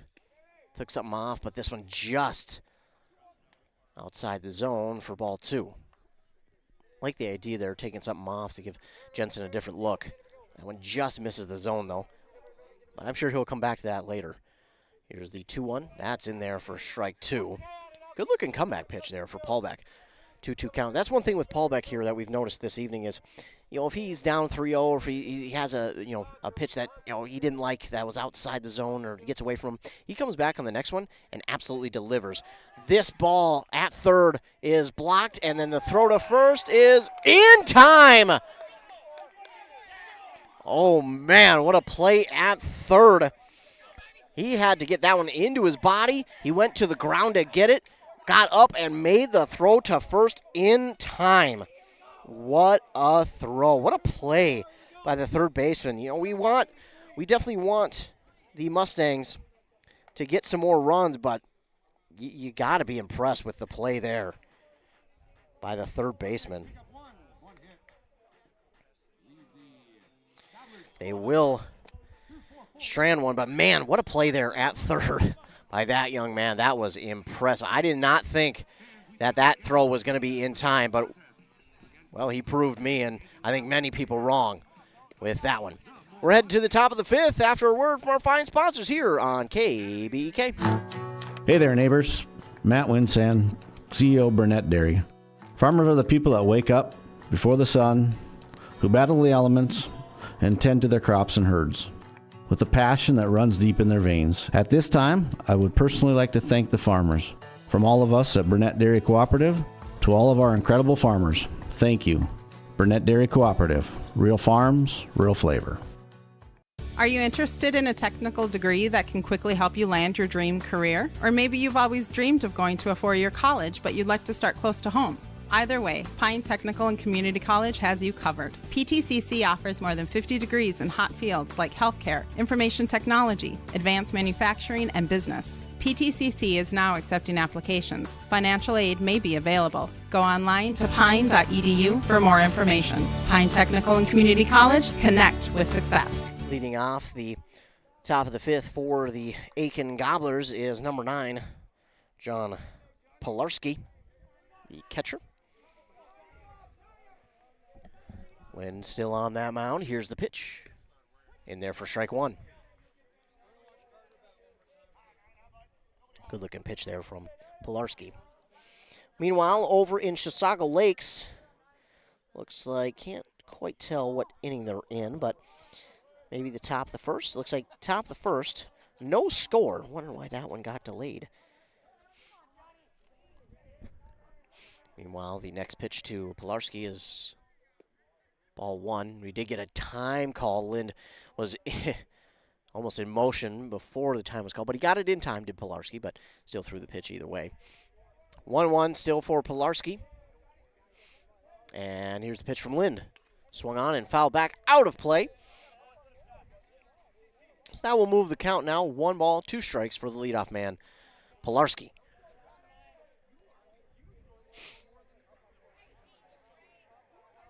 Lind sets and delivers. This one, too, is swung on towards straightaway center. Brady on it, adjusts a little bit, and he's there for out number 1. So 1 down here for the Gobblers, and that brings to the plate Drew Paulbeck.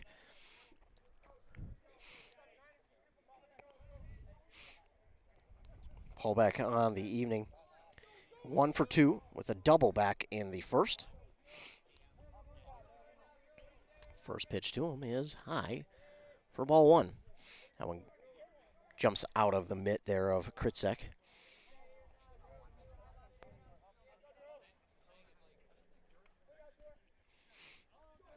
And before we get this pitch in there, that Lind is going to ask for maybe a new ball. So Lind is going to look for a new ball. They're looking to the dugout, and they'll get one thrown in here to Lind. While we have a moment, I want to take a time to thank our fine sponsors. If it weren't for them, well, we wouldn't be able to be out here and call any of these games, so we appreciate all of them and their sponsorship through fall, winter, and spring sports, and even summer. Appreciate them. This pitch is swung on and popped up, and that is going to go back and over the fence out of play. We'll move the count to 1 ball, 1 strike for Paulbeck. Leadoff man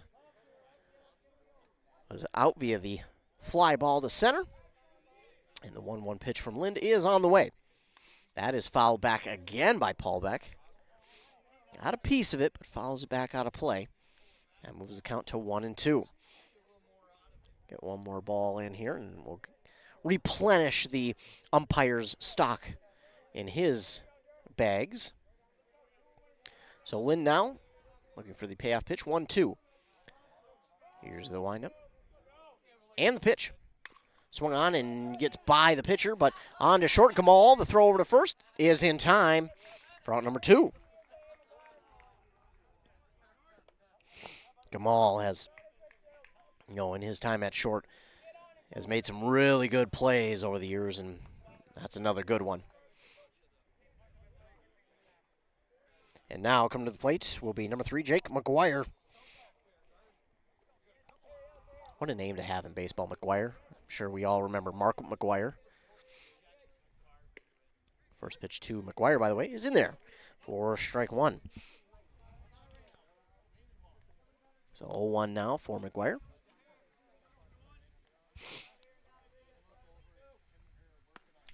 Next pitch is Going to be called ball 1. 1-1 now for McGuire.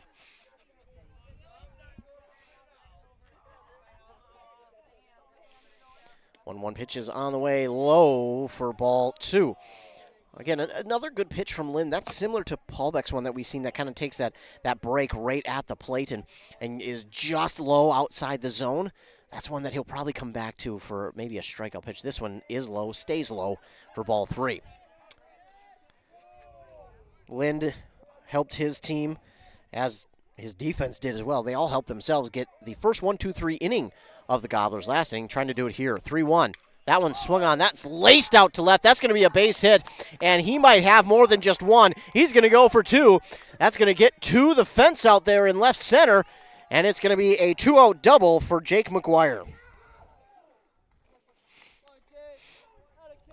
So a 2-out double for McGuire will extend the inning for the Gobblers, and that brings to the plate Cole Trotter.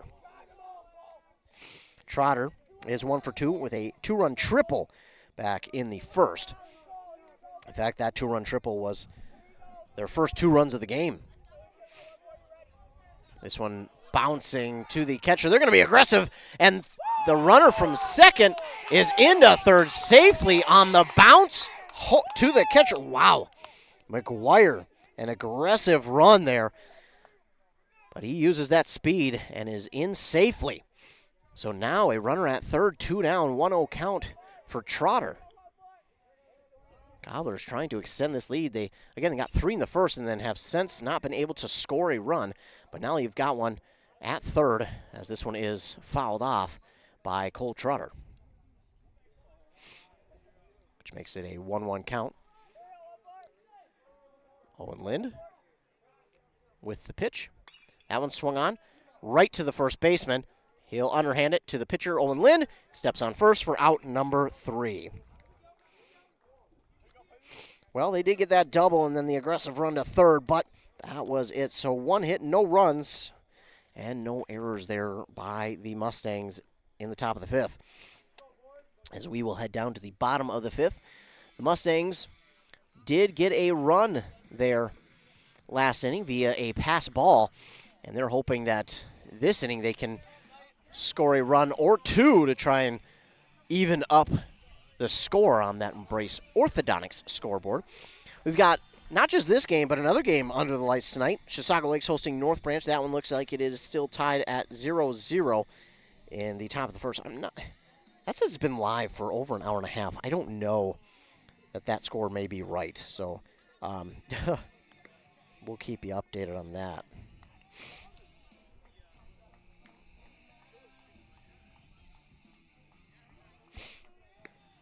Yeah, I am not 100% sure why that one would have been delayed that long.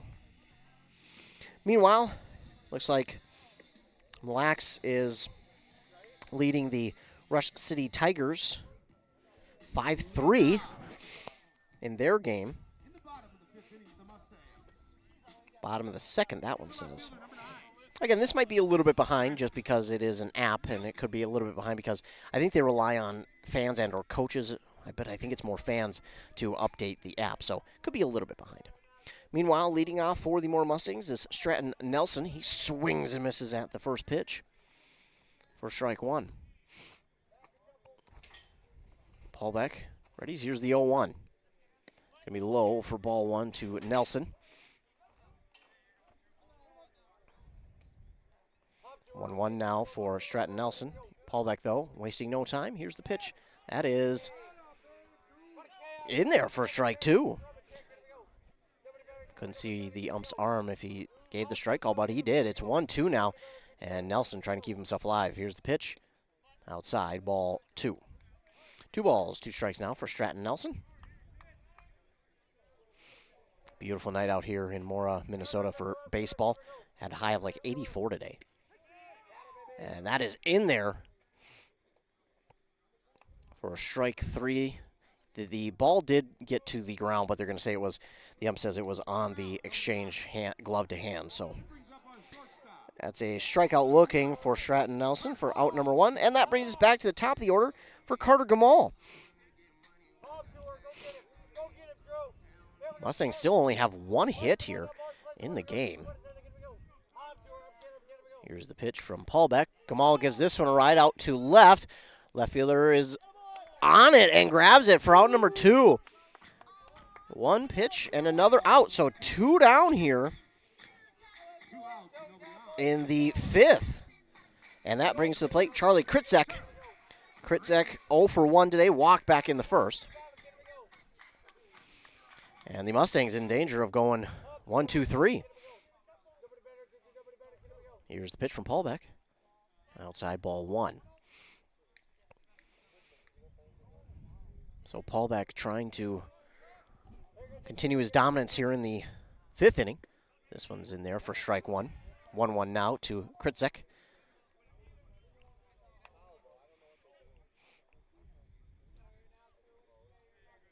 Paul Beck readies.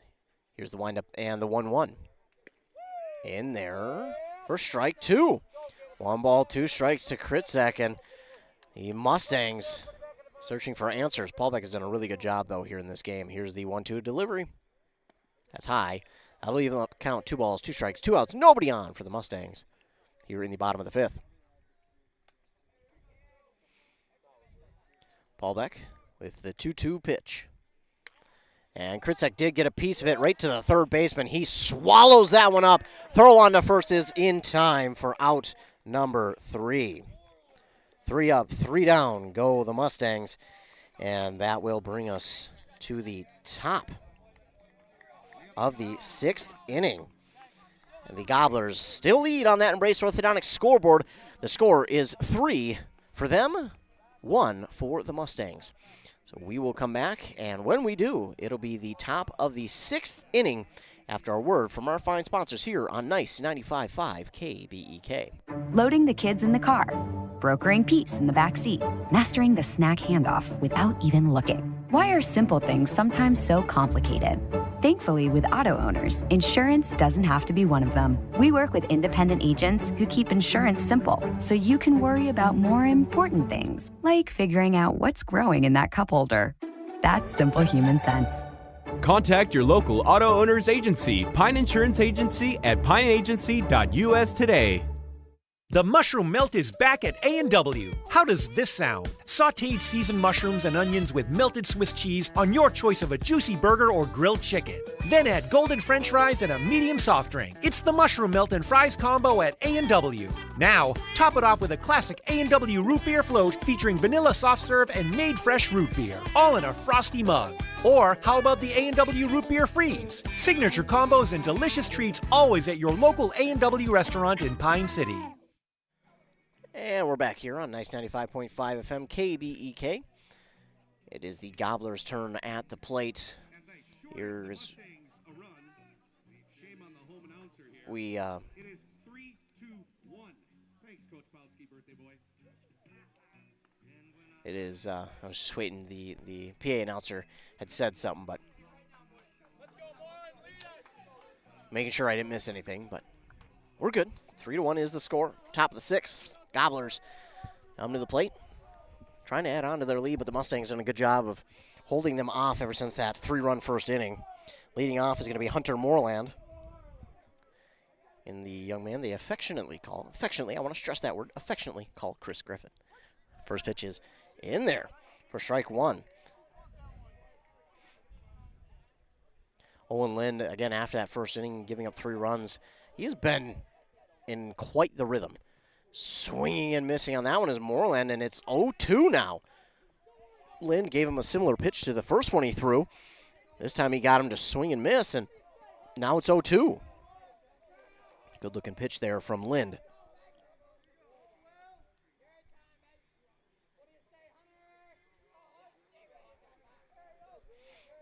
Lind waiting for the signal. Gets one he likes. Here's the windup and the 0-2. That's going to be high for ball 1. We kind of wasted a pitch there. You're okay with that one being high because, you might get him to swing out of the zone, but that one was just, that one was well out, so there was really no chance there. And that one going to be outside the zone for ball 2. So even the count up at 2 balls, 2 strikes, and all of a sudden, Lind was ahead in this count, but now Melendez evened it up. That one is going to be in there for strike 3, looking for out number 1. So 1 down now for the Gobblers. And coming to the plate is Jack Setzer.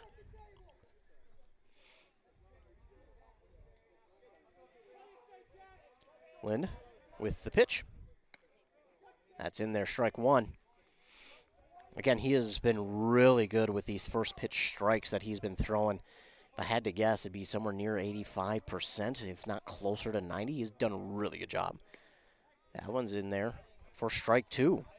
No, it's going to be ball 1. No, yeah, it is strike 2. Okay. I was looking at the scoreboard. They accidentally hit the ball, but it is 0-2. So an quick 0-2 count here for Setzer. Foul tipped into the glove for out number 2. 2 down, and it brings up to the plate Brendan Kunz. Now again, stress this for the 3rd time here tonight. If I'm saying that wrong, you get to blame the team. They told me it was Kunz, not Coons. And I only stress that just because I pride myself on trying to get names right. So, but 1-0 now. This one is popped up and out of play.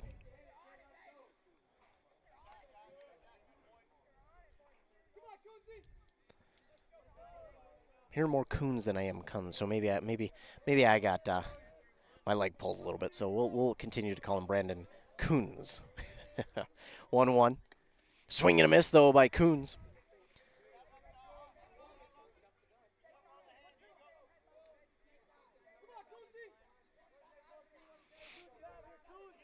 One, two. Brandon Coons. Lind trying to strike him out. He does. Swinging for out number 3. The Gobblers go 1, 2, 3 here in the 6th. And the Mustangs now have their chance to, again, get back into this one. They've done a really good job defensively. Now can the offense get something going here for the Mustangs? That remains to be seen. Paulbeck will come out for another inning. He will be out there for the 6th. And for the Mustangs, their 3, 4, 5 batters are due up. That'll be Lind, McAdams, and Maurer.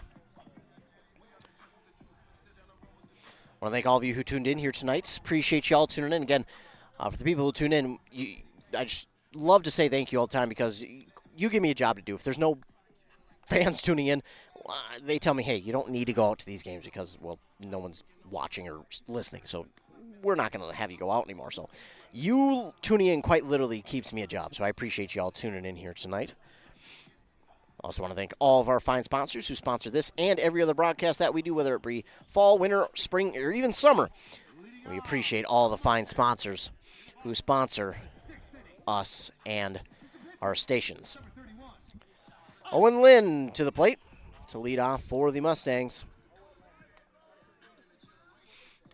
Try and clear up the view for you on the camera. Paulbeck readies. He just wastes no time in between pitches. Here's the windup and the pitch to Lind. In there for strike 1. Lind, he wanted to give a swing at it, but just not the ball he wanted to swing at. But it is 0-1. Here's the 0-1. That one's going to be in there, and that'll make the count 0-2. So Paulbeck ahead quickly in the count, 0-2 to the leadoff batter, Owen Lind. Lind, though, delivers a hit to this one, but it's right to the right fielder for out number 1. Gave that one a good ride, but unfortunately for him, just a really good play by the right fielder. Right fielder out there, Braxton Hoos.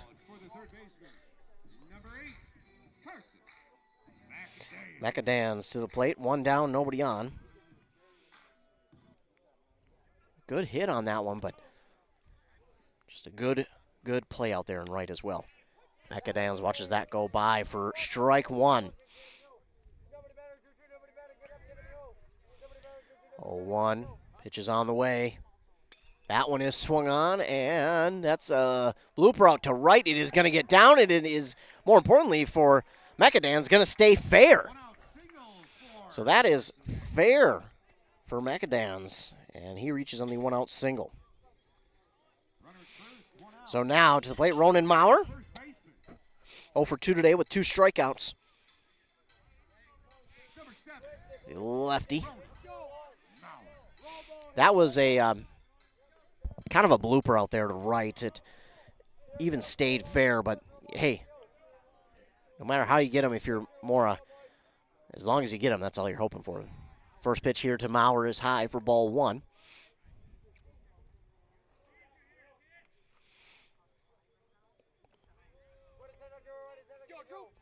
Paulbeck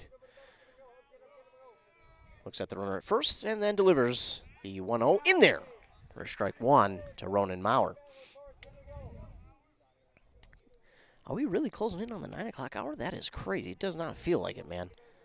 Feels like we're barely into the 8 o'clock hour. Time flies when you're having fun. Swing and a miss by Ronan Maurer. They're going to say he actually got a piece of that one. So 1 strike, 1 ball, 2 strikes.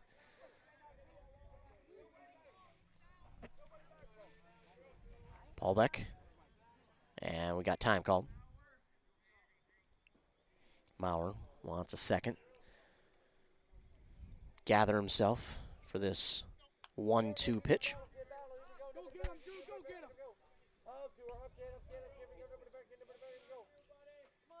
Here's the pitch.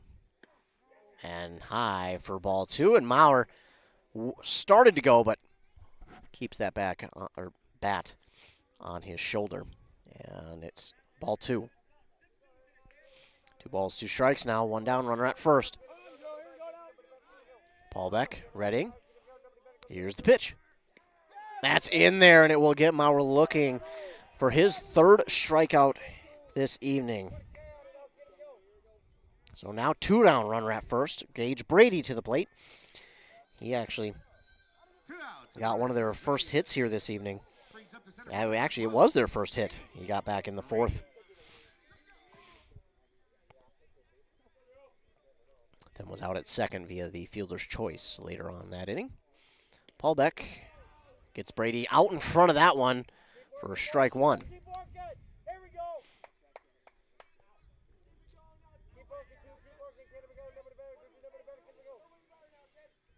Paulbeck ready. Here's the 0-1 pitch to Brady. And that's in there for strike 2. So now Brady down 0-2, the count, 2 down, runner at first. He's got to be a little bit more aggressive, protect here, because the Mustangs are down to their final 4 outs. Brady got a piece of that one to stay alive. 0-2, the Mustangs need 2 runs to extend the game, but 3 to win it. Well, that is if they can hold Aitkin from getting runs on the board here in the 7th. Here's the 0-2 again to Brady. That's high, just a little bit for ball 1. So Brady stays off that one. It's 1-2 now, the count to him. Paulbeck readies, and he's looking for the strikeout pitch here with this one. That one's in the dirt, stays in front via the block there by Pilarski. So leaves up the count, 2 balls, 2 strikes, 2 outs, runner at first. Do the Mora Mustangs have a little bit of a 2-out rally in them? We've seen that last week against Pine City multiple times. Do they have another one in them here? And they do not, at least this time. Gage Brady swings and misses for out number 3. 1 hit, no runs for the Mustangs, no errors by either side in that inning.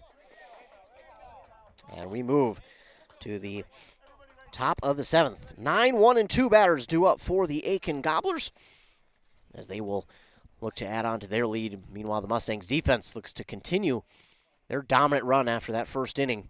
They have just been shut down. So we'll see who will come out on top here in this one. Coming down to the last inning of play, the Mustangs need at least 2 runs in the bottom of the 7th if they can hold Aitkin off the board. We'll find out more when we come back on KBEK. Embrace Orthodontics offers a unique specialized approach to orthodontic treatment with custom braces or Invisalign. The team at Embrace loves getting to know their patients personally and takes the time to make sure all your questions are answered. Their board-certified orthodontists use only the latest in modern technology to give you the best outcome possible. They work with your insurance company and offer flexible financing options to fit your budget. Call today to set up your free exam and see how Embrace Orthodontics can transform your smile. More online at embracemn.com. That's embracemn.com. Yes, Embrace Orthodontics, our scoreboard sponsor.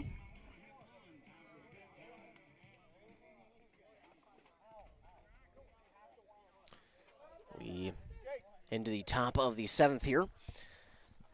And leading off is Braxton Hoos. First pitch to him is ball 1. That is not easy. Lay off that, but does help that you have the lead, so you're willing to be a little bit more patient. Here's the 1-0 from Lind. Swung on and missed. That evens it up 1-1. Lind and the Mustangs need 3 outs here without a run scoring to give their offense a chance to score at least 2 runs to extend the game, but they would need 3 to win if this score holds going into the bottom of the 7th. Meanwhile, swing and a miss there for Hoos, and now it's 1-2. Lind trying to pay it off outside, though. That'll even it up, 2 balls, 2 strikes. Again, Lind in this Mora defense has been lights out after that first inning of play, and trying to do the same here. 2-2 pitch on the way. Got a piece of it, did Hoos. Fouls it back out of play, and he'll keep himself alive as the leadoff batter. See Lind there at the left part of your screen. Home plate to the right. Trying to get in between the links on the fence. This one again fouled back out of play by Hoos. So he'll keep himself alive. 2 balls, 2 strikes. We'll have to get another ball thrown back in here for Lind. So Lind with the 2-2 pitch. Swing and a miss by Hoos. And it's another strikeout there for Owen Lind. So 1 down now for the Gobblers. And to the plate is the top of the order man, Nolan Dotzler.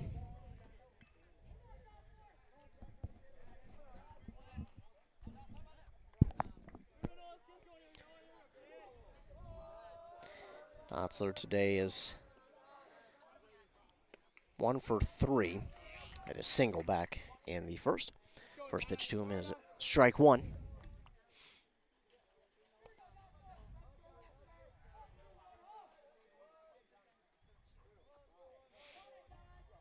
Oh, 1 pitch from Lind.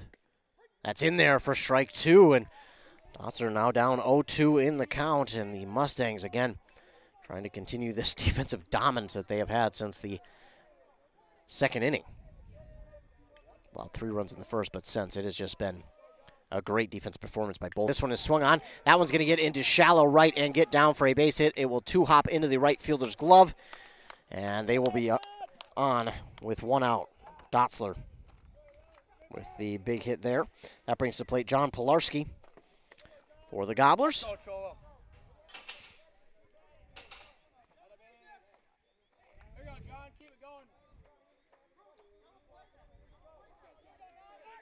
Throw back over to first, but Dotzler's back in time, safely. The pickoff attempt, no good that time. Lind with the pitch. This one is swung on, popped to shallow center. And that's going to get down. It is going to get down for a base hit. Oh, man, that one had eyes on it. It managed to work its way out of the infield and then drop just in front of the racing Gage Brady. But now you've got runners at first and second, 1 down. And Drew Paulbeck to the plate. He's 1 for 3 today. And I would guess the Gobblers will try and be a little bit more aggressive here, getting runners in scoring position as they try to get one. This one's out towards left. Oh, it's going to get down. What? I don't know what. It's an RBI single that turns into another bag for Paulbeck, but I'm not real sure what the left fielder was doing there. So it will score a run. It will get the runner from second to third, or from first to third, rather. And Paulbeck hits a RBI single, and then with the throw to third, he takes second. So it's still a single, but the throw will allow him to take second. So it's now 4-1, and exactly what the Mustangs did not need there. I'm not quite sure what the left fielder was doing there. He had plenty of room to go after that ball. Just kind of, I don't know if he thought it was going to drop a lot sooner than it did, or if it was, that's going to hit a car. Oh my goodness. Everybody's car is spared out there. Winds up hitting in between about 3 different cars, and so the cars are safe. Thank goodness. 1-1 now for Jake McGuire. He swings and misses at that one, and that will make it a 1-2 count. Still only one down. Runners in scoring position for the Gobblers. 1 run has scored. Jake McGuire, he's also 1 for 3 today. Owen Lind's pitch. Oh, just off and out of the zone for ball 2. 2 balls, 2 strikes for Jake McGuire. Runners at second, third, 1 down.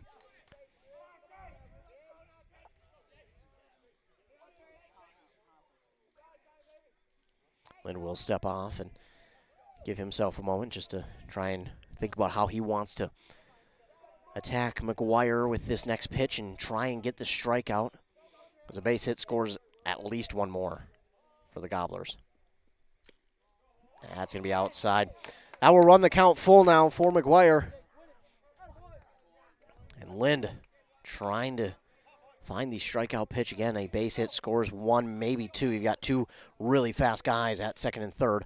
This one swung on and hit foul.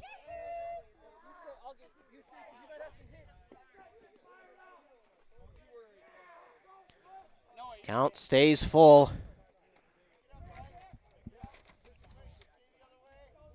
for McGuire.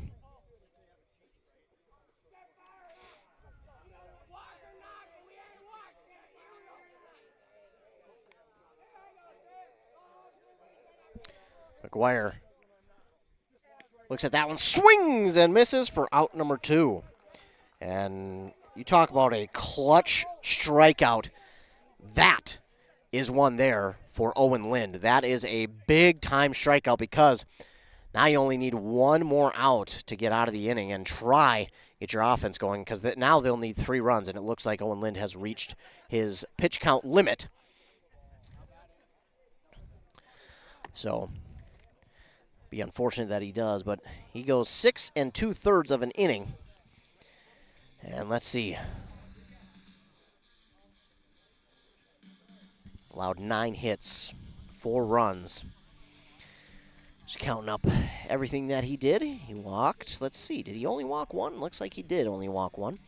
And then he also got 1, 2, 3, 4, 5, 6 strikeouts. Not a bad outing for him. And looks like, I'm trying to see who the new pitcher is going to be.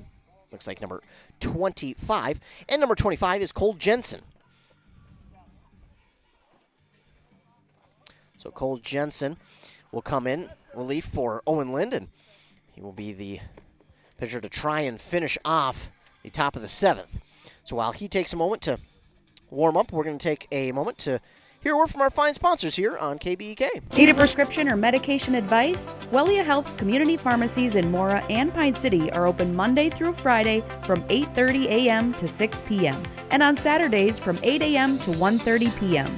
Our friendly pharmacists are here to answer your questions and to help with prescription transfers. Call us at Pine City 320-322-5141 or Mora 320-679-3999 or visit welliahealth.org.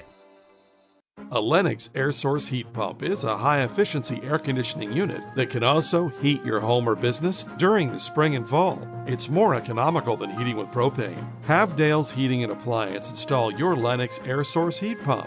Ask Dale's how you can receive up to $1,000 in rebates for your air source heat pump system. And ductless mini splits also qualify for up to $1,000. Visit dalesheatingandappliance.com. Conditions apply. See dealer for details. Brad here from Lee's Pro Shop in Pine City. We're a full-service lettering shop with a full line of athletic supplies for any sport. We have professional staff here at Lee's Pro Shop to customize your orders. We are the pros who specialize in athletic apparel and equipment. We even do trophies and awards as well as computerized engraving in the store. Let Lee's Pro Shop help you with any athletic apparel. Lee's Pro Shop, servicing our communities since 1973, where the passion for sports begins. Here in this one, top of the 7th, 4-1 lead for the Gobblers. 2 outs, runners at second and third. Unfortunately, I do believe Owen Lynn reached his pitch count limit, so they do bring in Mr. Cole Jensen to try and finish off the top of the 7th. Jensen is ready. He's facing now Cole Trotter. Trotter on the evening is 1 for 3 as well. Here's the pitch outside for ball 1. So 1-0 for Trotter. Again, the Mustangs looking for 1 more out, and then in the bottom of the 7th, they would need 3. Again, that's if this score holds. A base hit scores 1, maybe 2 for the Gobblers. So Trotter looking for a clutch at bat. Meanwhile, Jensen looking for a few clutch pitches here, as this one is fouled off by Trotter to even up the count. 1 ball, 1 strike, 2 outs here in the top of the 7th.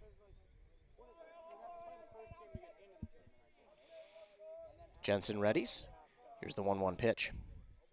Swung on, and that's going to leave the infield. That's going to score 1, and that will only score 1. So an RBI single there for Cole Trotter.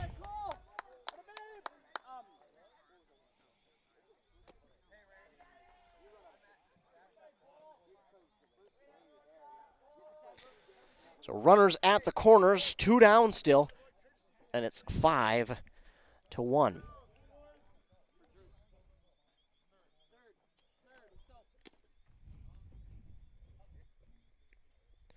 We get a courtesy runner for Paul back here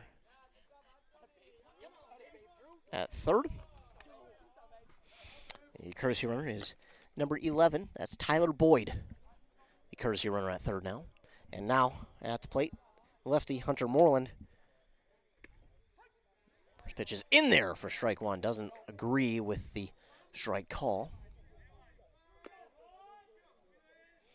But it is strike 1 nonetheless. Cole Jensen again, the new pitcher, who comes in relief for Lind. And the throw down to second. Oh, no! Going to wind up being a throwing error, and it's going to score a run. So not only is the runner from first safe at second on the steal, it's another run here for the Gobblers.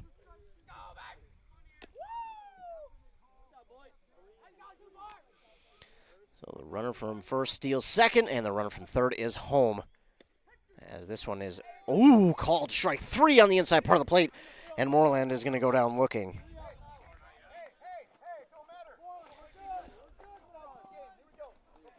Well, 4 hits, 2 runs for the Gobblers, and a throwing error there by the Mustangs allowed a run to score. And that will bring us to the bottom of the 7th. Mustangs have to get 5 runs for this game to be extended into extra innings. They need 6 to win it. A tall task, but do the Mustangs have a little bit of under the lights magic here? It looks like Drew Paulbeck will come out to at least start the 7th inning. We'll see if they do get someone in relief. I think he's closing in on his pitch count limit. We'll have to wait and see, though.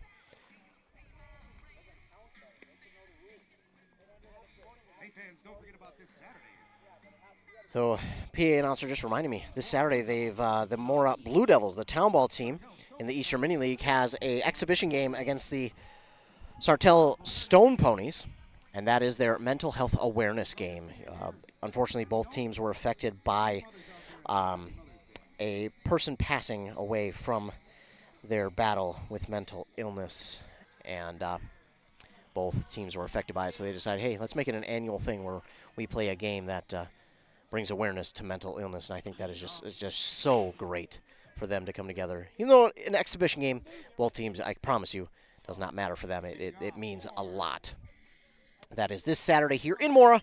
The Blue Devils, the town ball team, will host the Sartell Stone Ponies.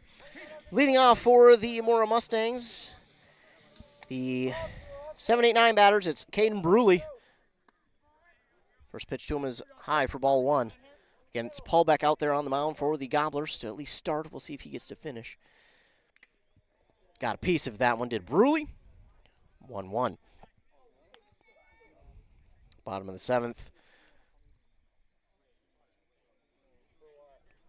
Mustangs down 6-1 after 4 hits and 3 runs by the Gobblers, because I can't do math. I said 2 runs, but it's 3. This one is in there to Bruley for strike. Oh, they called it ball 2. I thought that was a good strike, but not the case. And that one, though, Paul Beck comes back with one and says, okay, that one's a strike. Evens count, 2 balls, 2 strikes. Paul Beck wasting no time in between pitches. Here is the 2-2. Gets him swinging. The pitch is dropped. Throw down to first is in time for out number 1. 1 down.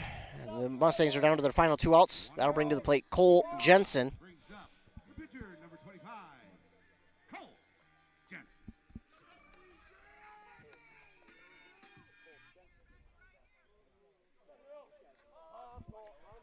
First pitch to Jensen is in there for strike 1. That's in there for strike 2, and all of a sudden, Cole Jensen's down 0-2. Paul Beck has been in control to begin this inning, and he wants to finish it off, and he gets Jensen to swing way out in front of that one for out number 2. And here comes Stratton Nelson to the plate. The Mustangs down to their final out here this evening.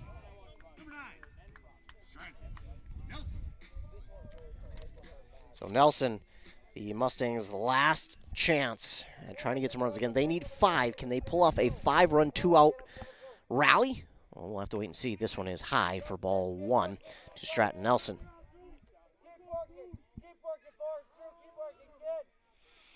Here's the 1-0 from Paul Beck. In there for strike 1. 2 down, nobody on, a 1-1 count here for Stratton Nelson. Again, the Mustangs need 5 runs here with 2 outs.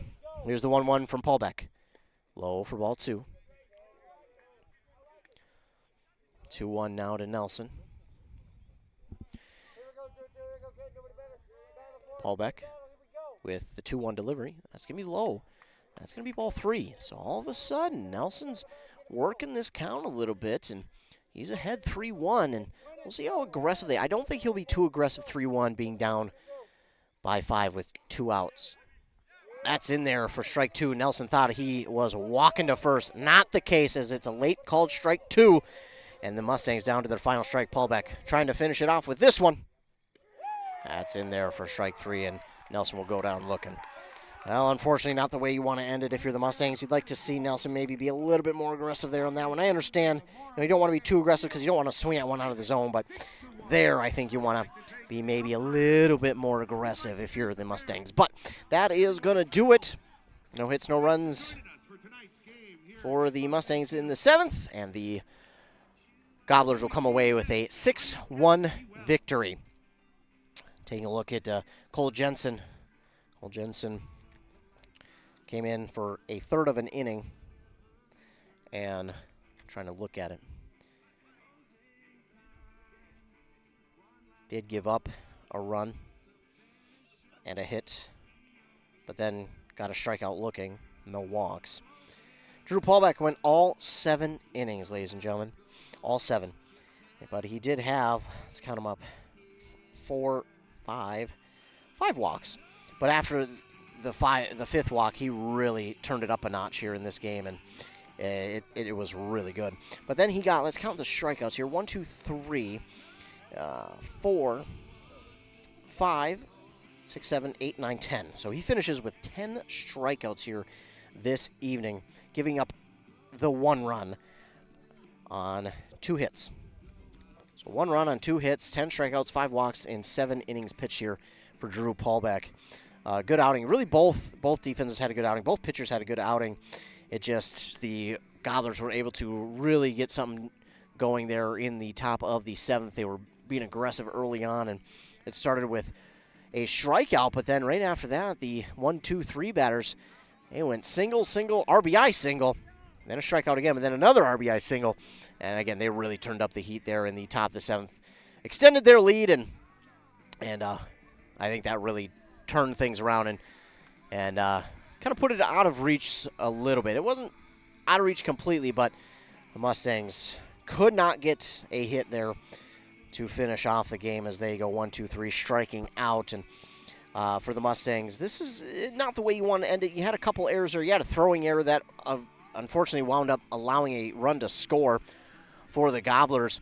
So there will be some things that the Mustangs want to clean up. They won't get the regular season sweep over the Gobblers, and they will drop to now, I believe, 6-4, if I remember correctly. We'll look it up just to be sure. Yes, so they'll drop actually to 6-5 now after this loss here to the Gobblers.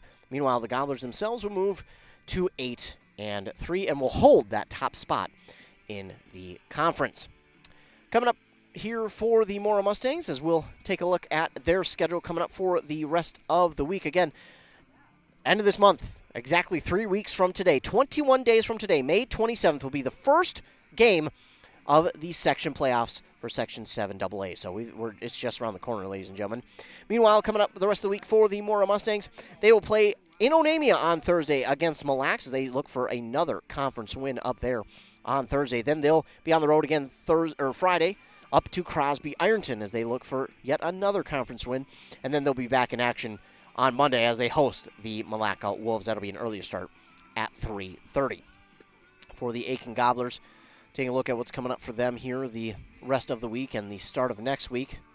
Rest of the week, they will not have a game tomorrow. Their softball team does, but they will have a game on Thursday where they'll be in Proctor for their game, and then they will not have a game Friday. They will then have a game on Monday where they will host Foley in Aitkin. So that is what is coming up the rest of this week and beginning of next week here for the Aitkin Gobblers. Again, I want to thank you all for tuning in. Appreciate it. I want to say a thank you to the Aitkin Gobbler baseball team who joined me before the game started. Well, the JV game was still going and gave me some company and had a good conversation with those guys. They were really some stand-up guys, and that just happens with our local teams and the teams in this conference. I mean, you just got some really good kids, stand-up kids, and I want to thank them for joining me during the JV game and having some good conversations. It was really nice to talk with them and have some good conversation. And they were interested with radio. And if we can get anybody more interested into radio, well, that's better for us because we need more people into radio. But appreciate them joining me. Again, the final score in this one, the Gobblers beat the Mustangs 6-1. I want to thank not only you for tuning in because you give me a job to do, but thanks to all the fine sponsors who sponsor this and every other broadcast that we do. If it weren't for them, well, we wouldn't be able to be out here and call any of these games or drive to any of them. So we appreciate all the fine sponsors who sponsor every one of our broadcasts. Again, you can find more on our website at kbk.com. Go to the sports tab, click on broadcast schedule. That'll give you the links for all the games that we will be at this week. You click on the link, it will take you right to the live video.